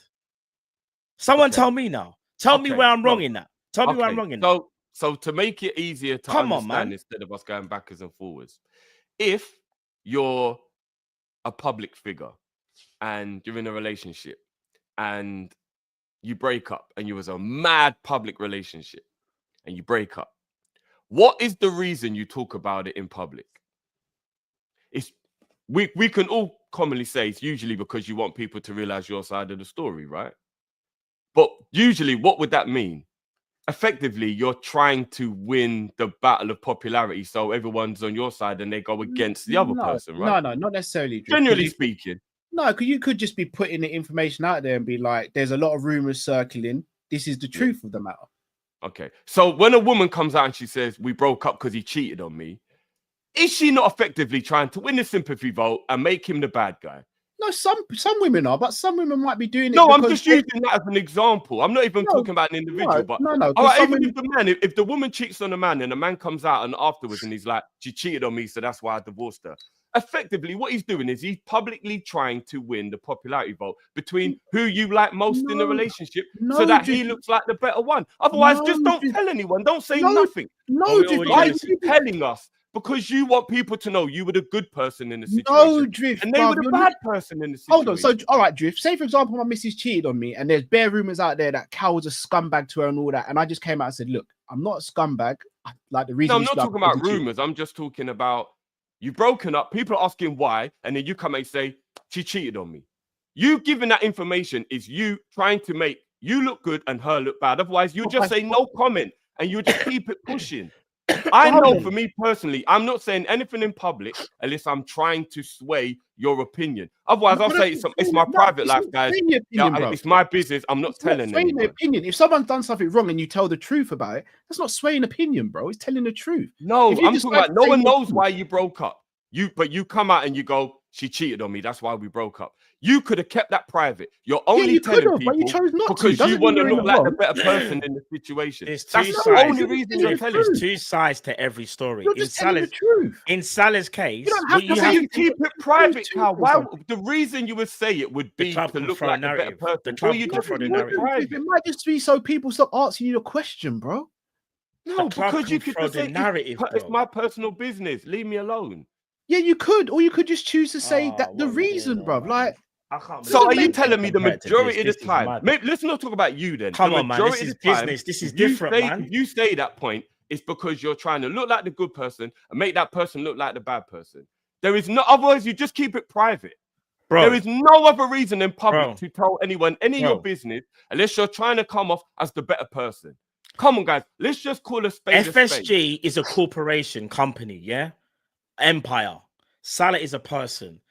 A narrative can get thrown out there very easily by Liverpool Football Club. If Liverpool Football Club want to make it look like Salah went out a certain way, they can do that. Salah had every right to say what he wanted to say. How people want to judge him, they can judge him. I never said he doesn't have the right. But let me say, was right that he was trying to turn the fans on the ownership. It's cool. It's cool. What I'm trying to say is this, bro. It was because it's true. There's two sides to every story. And I like it. You're talking about Salah being, I could have kept quiet. Bro, like I just said, yeah, if a company or corporation want to make you look a certain way, they will do that. This is FSG. If they want to do that, they will do that. No thing said. If Salah could easily keep quiet and not say nothing. And do you know what the narrative? That would be different if FSG had put a statement out that was negative. I can't bother, bro. No, but wait, that doesn't make FSG haven't badmouthed Salah. So that doesn't make sense. Bro, so when I say badmouth, I'm talking about the narrative about why Salah didn't sign. They can easily put a narrative out there that he was asking for too much money when it wasn't too much money. No, but that hasn't happened yet. No, what I'm saying is he's okay to speak about his contract, bro. What he's done, in my opinion, isn't selfish. I never said he wasn't. No. We're talking about the timing. And I'm talking about the big game. All right, bro. The timing doesn't make any difference to me. Do you want to know why the timing don't make no difference?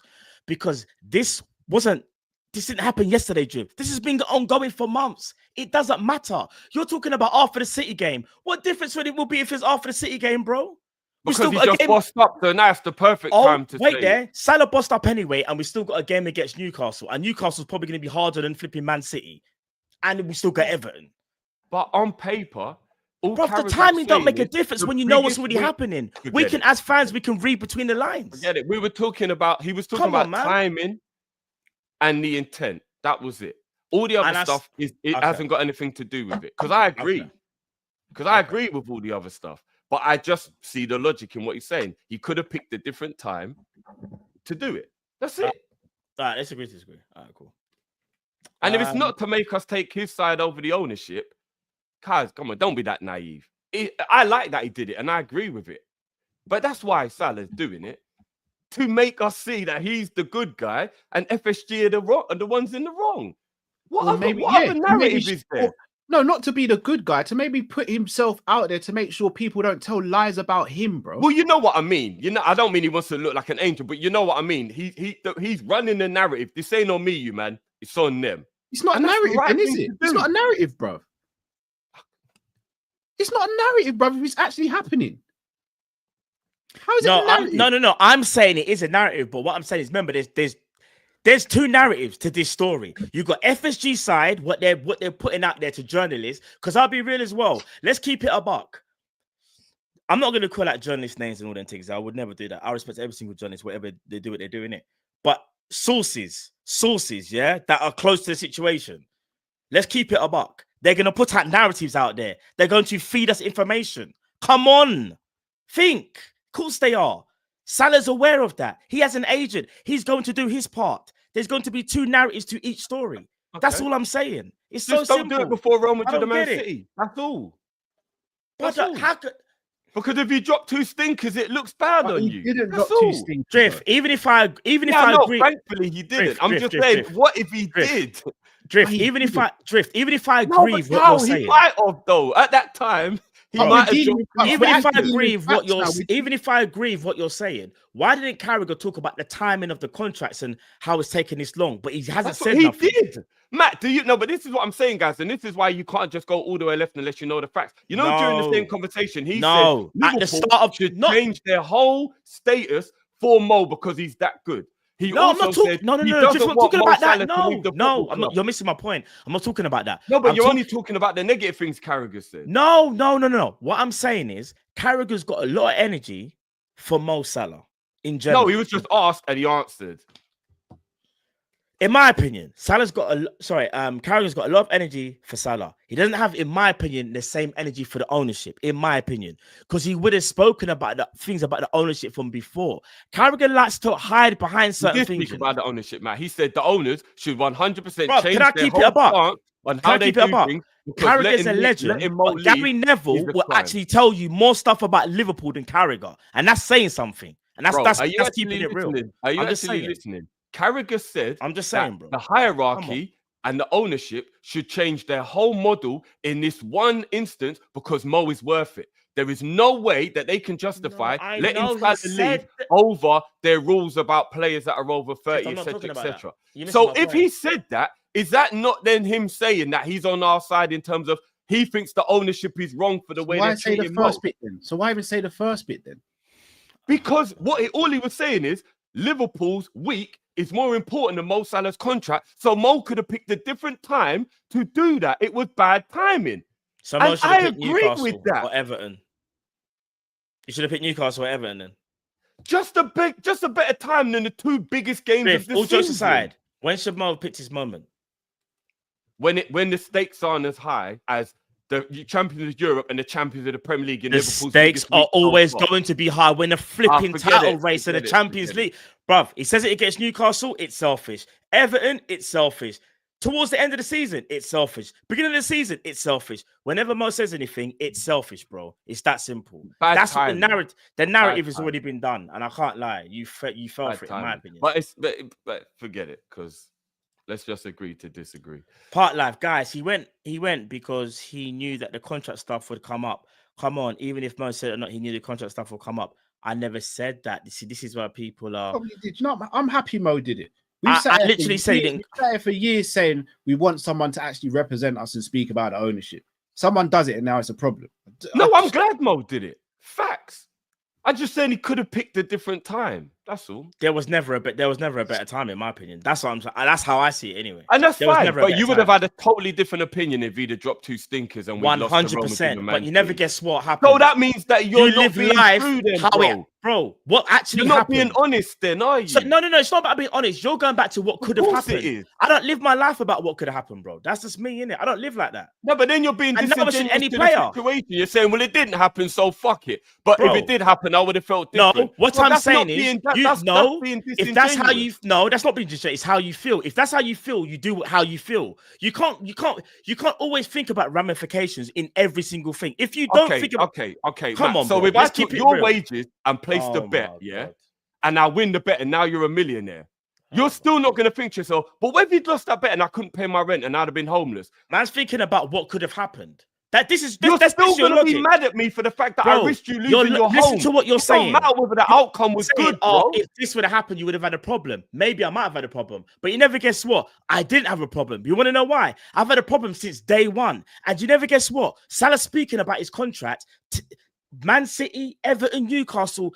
There's never a perfect time to speak about it. Everybody knows. And like I said, the agenda has already been put out, or the narrative has been put out regarding Salah's contract. It's actually crazy. The fact that we're talking about it and we're having to question whether he's been selfish or not says everything that I need to know. No, I just don't feel like you're listening, but it's fine. No, I'm listening. I just don't agree with you, innit? No, you're listening to respond rather than to understand. No. I understand exactly what you're saying. I just disagree with everything. You don't, otherwise you wouldn't be saying what you're saying, because what you're saying. What I'm saying, I disagree. Isn't a reflection of what I'm saying. No, it's it actually is. You just have in your mind, and you're it's not a narrative. I've literally just told you.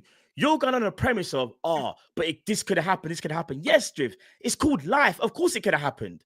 Bruv, you're making it seem like you want the perfect love story. What are we doing here? Man saying pick a moment. The comments were made before the game. Come on, bro. The man's talking about a contract. Well. Oh, I know. I'll just prick Southampton away because they're the lesser team. Come on, bro. There's never a good moment to speak about your contract. Well, at least let it be when you're asked speak about it.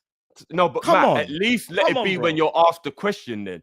If I ring you and I tell you personal business, or you ring me and I tell you personal business, is there not a difference? You're not listening, bro. No, you're not listening. All I'm saying is there's never a perfect moment to speak about your contract. But there are better times. Let me. But there are better times. There's never a perfect time, but there are better times. There's never a good time to speak about your contract if you're in the middle of a contract negotiation. So there isn't a better time though. Drift. When's the better time? Tell me when. Tell me now. When there's less on the line in that week, for example. Less on the line in that week. Drift. We play every. I don't understand. You do realize we're top of the table and we're top of the Champions League, but you're telling me what's he supposed to do? Pick when? I'm telling you. Tell me.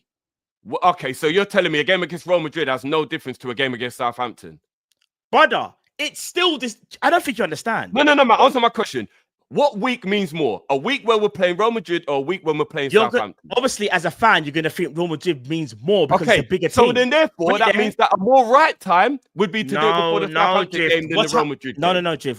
For me, is that not fair? If he said it against Southampton, or said it against Real Madrid, I'll be honest with you, it wouldn't bother me though, bro. Some fans will be like, oh, Real Madrid. And I understand it. No, I understand.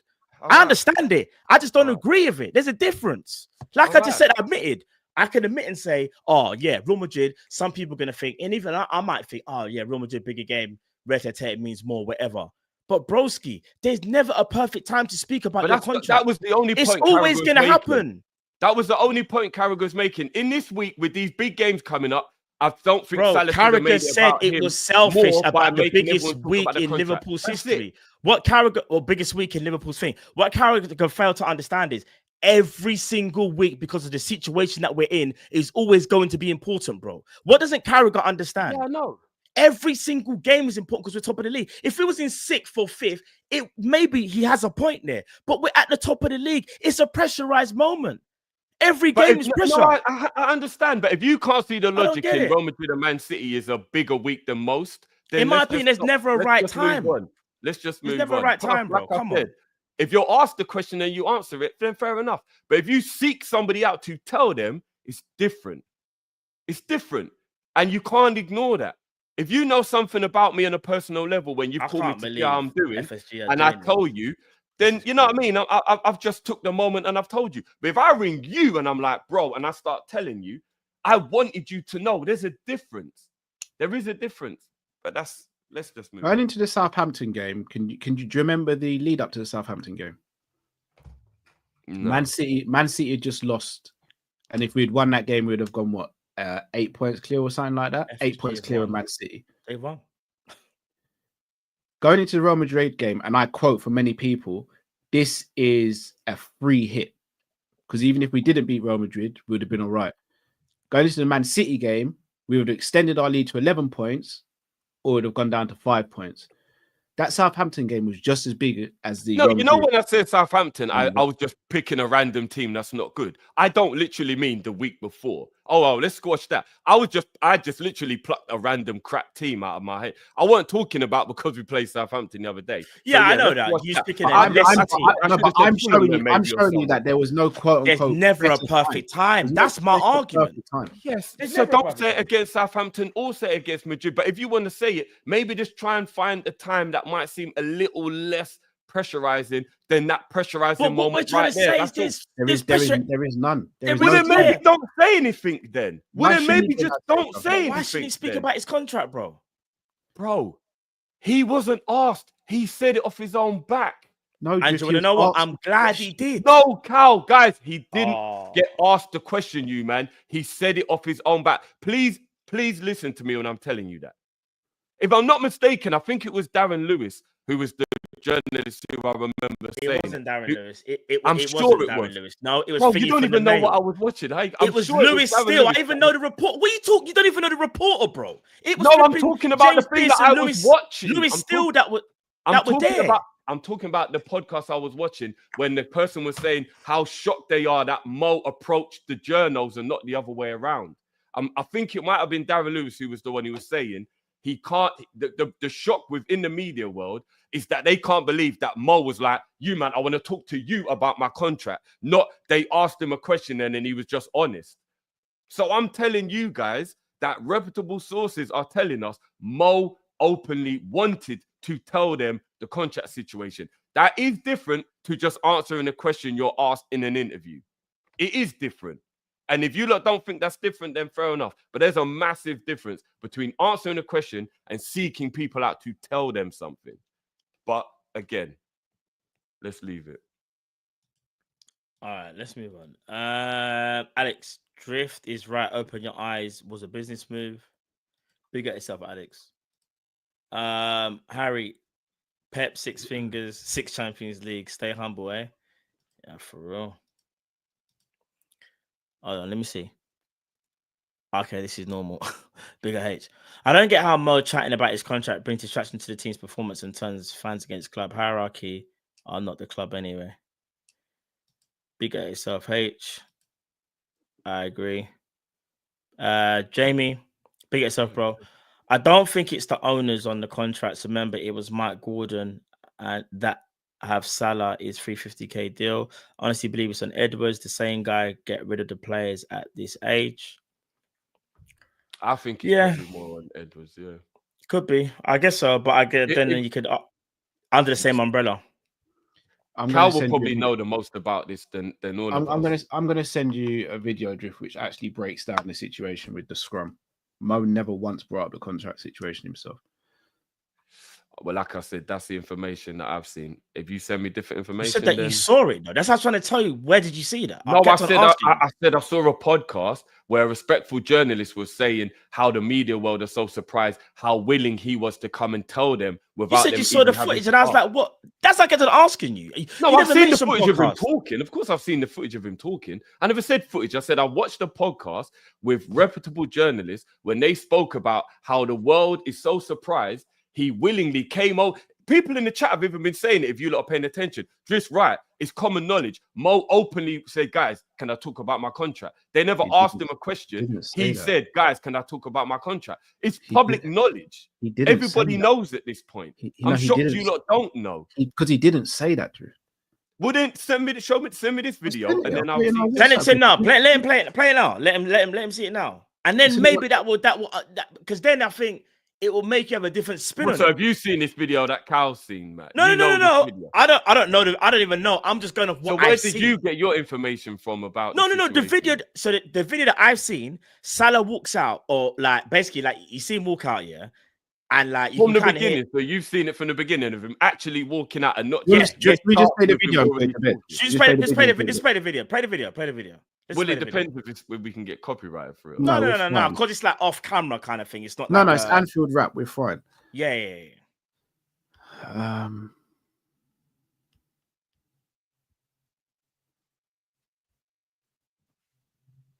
watch a lot of football content, so that's why I can never actually remember stuff. So the fact that Mo came over, it just felt like a bit of a bombshell unfolding live, as it were. Because, as you know, we always say to him, Mo, have you got 2 minutes, mate? And he always goes, no, sorry, lads, and keeps walking. He's only stopped twice before in his, 8 years at Liverpool now? 7, 8 years. So this was the first time for about 5 years that he's actually stopped. And when I say stopped, it wasn't actually that we said, have you got 2 minutes? It was him that sought us out.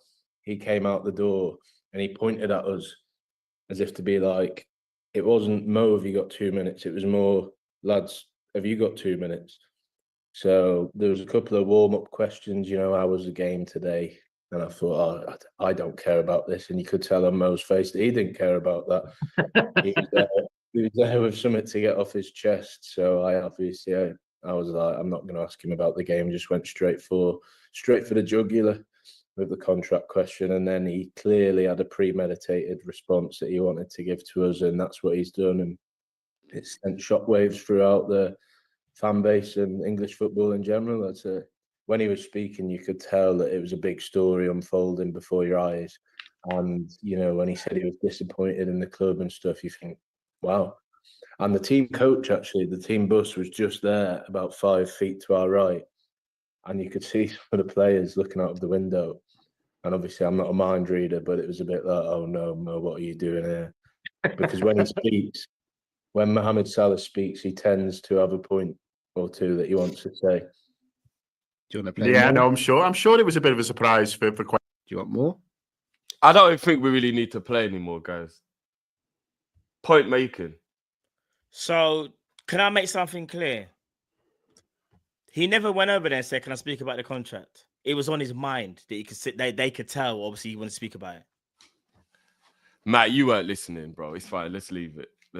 Bro, you said he went over there and said, "I want to speak about my contract." Not once did he do that. You literally just heard him say, you could blatantly tell he didn't care about the game. It was premeditated, and he literally was just waiting for the moment to be able to talk. Play the clip again, please. Bro, please play can I say something? In the whole time I was debating, I said he definitely wanted to speak about his contract.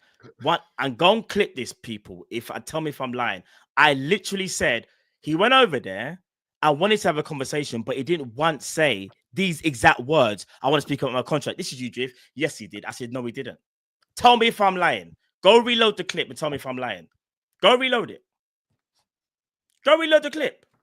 I literally said to you, went over there, and yes, he probably wants to speak about his contract. And I literally said, what player goes over there and says they want to, and you said, yeah, they do all the time. Matt, if you want to be wrong and strong, it's fine. No, that's not wrong and strong. Can you answer my question, Drift? Did I say that? Yes or no? Bro, you were basically. No, don't basically. What did I actually say? But it was about 20 minutes ago. I don't even remember. Oh, come on, bro. You know. No, I'll watch it back and I'll remind you. I'll remind you what I said. I literally said, Drift. I'm not saying he didn't want to speak about his contract. What I said to you was this: he did not walk over there and say, "I need to speak about my contract." Yes, I remember when I said I agreed with you. I even said, "Oh, yeah, I think he probably wanted to speak about it." But I said, what player actively says, I want to go and speak about my contract? I literally said that to you. And you just wait. And you literally said to me, no, we did, bro. He did. And I was like, bro, players don't even speak like that. They don't even speak like that. Yes, Salah wanted to get it off his chest. We know this. The main point of the argument was the main point of the argument was that you lot was suggesting he was in a conversation and was just asked and was just honest. And I said to you, look, no, he actually went over to them premeditated. He wanted to talk about his contract. He doesn't have to walk up to them and go, guys, right, let's talk about my contract. That's what you said when you running the show. Because that was what the journalist said when I was watching the thing. But this guy basically said the same thing anyway. Because that's a different argument. Why is he coming over here? Bro, all right, he wants to talk about his contract. It's the same thing, bro. Just said in a slightly different way. Me and you was having a different argument. Bro, me and you was having a different argument. I remember saying to you, literally, go and check what I said. This is why I was saying to you, players don't speak like that. Come on, man. It's fine. Come on, man. It's fine. I don't need to argue. It's cool. It's fine. It's cool, man. Oh no, I think with that one. Bigger Anas, I would have loved Klopp to call FSG about the lack of investment. Whereas Carragher then could have won more of a little more rate side for it. 100%, man. Come on. Yeah, maybe Klopp could have said something, but I guess if he did, he would have been selfish. I don't know how Carragher would have spoken about that. I don't know. Long distance Liverpool. I wouldn't be surprised if Edwards and Richard Hughes didn't talk to him, let alone offer him a contract. Mo is extremely frustrated. I don't know. It depends what you believe. But I mean, even the journalist today says nothing's been offered to Mo. And Mo doesn't kind of know where he stands in terms of if they're even going to get close to reaching what he wants. So I don't know if there's been an offer. Well, that's what they are negotiating. No, they're negotiating, but there's been no offer. It's not. No, I know, but like most people know, you're not going to offer it until you know he's going to accept it. So that is one thing I don't look into too much. I said this before. Like, you're only going to offer what you know he'll accept it. So that's why there hasn't been an offer made yet. There is a difference between no negotiation and no offer. No, there's no negotiation would worry the shit out of me. No. No offer means they haven't come to a resolution. I know what no offer means, but what I'm saying. So there is a difference. No, I'm just saying in general, because I think a lot of people hear no offer and think that the club aren't even talking to him, and they get more panicked than what that statement means. So I'm just saying to those people. Bigger H, most of the journalists expecting, hoping to be asked, but didn't just start yapping about his contract without the question. There's a difference. That's what I was trying to say. But everyone's gonna have an opinion about it, because even the journalists, remember, that's their opinion on it, and you know, that's what they felt. That's what they saw. I personally don't think in that scenario there is a difference, but FSG seek journos on bad mouthing Klopp, e.g. Anthony, it's because business. They've wasted 11 months of Salah's contract. Why? VVD Robbo called out Carragher. Why? Oh, they had a little dig on Carragher. Pause. I think it was Virgil and Mo was speaking in the post match, and they said something like, "Yeah, Carragher's been getting a lot of heat in the." Robbo on CBS said that Carragher's getting. Yeah, sorry, Robbo. No. Sorry, the Salah one and Virgil was. Oh, Salah goes. I'm surprised. I got that because if it was Carragher, I wouldn't have got it or something like that. Basically saying Carragher wouldn't give him man of the match. Virgil said who gave him man of the match, and then that's what I said. And Virgil's, and then he said, "Oh, I'm surprised Carragher in the sarcastic way. I'm surprised Carragher didn't give it to him." Yeah. But I mean, technically, that's banter. I think that's all like banter. I don't even think that stuff is a big deal. Alex says, "Drifter, you're getting gaslit. Leave it." Oh, fair play to you, Alex. Pick a side. You've chosen one. Big at yourself, though, Alex. Everyone pick a side. This is what FSG wanted. FSG conquer and divide. This is what happens, I guess. We just all agreed to disagree. No, FSG actually conquer and divide. This is exactly what they wanted. They got it. This is what they wanted. I'm just saying, calling it what it is. But no, listen, people, that'll be way longer show than what I was expecting. But yeah, big at everyone in the chat. We'll be back tomorrow for the preview, and obviously Wednesday we got the game 7:30. It's on Amazon Prime, so we'll probably start around 7:15. For that game. There's a lot of games on this week, people, and obviously we got to deal with Newcastle first. But yeah, guys, anything you want to say before we take the people out? I just hope they sign new contracts, but I'm very interested to see what narrative is spun if they don't sign contracts. Me too. Very interested to see. Yeah, it's going to be interesting. It's very interesting. I said it at the start of the show. I believe you guys, you hadn't joined me. I literally said the most frustrating thing about this season is every time we win a game, how many hours after we get reminded about the contract situation. We can't just focus on the games. We have to worry about these contracts. And I'm sorry, that's freaking selfish from FSG. How about that? We've got a season to try and win. We've got targets. We've got a Premier League and a Champions League we want to win. But every single day we get reminded about the contract situation. Whose fault's that? I'll ask you that. That's the ownership, 100%. But there you go, people. It is what it is. Ban FSG. They try and conquer and divide. This is what they do. They're not going to try and change my mind or how I feel about them. But it is what it is. Smash that like button, guys. How can we be everyone is 400 like everyone is more than, you know what I mean? Each and have your own opinion, you know what I mean? Like that's is why we love this channel. So big up to those that agreed or disagreed with me, Drifty, your kind. It don't matter. Do you know what I mean?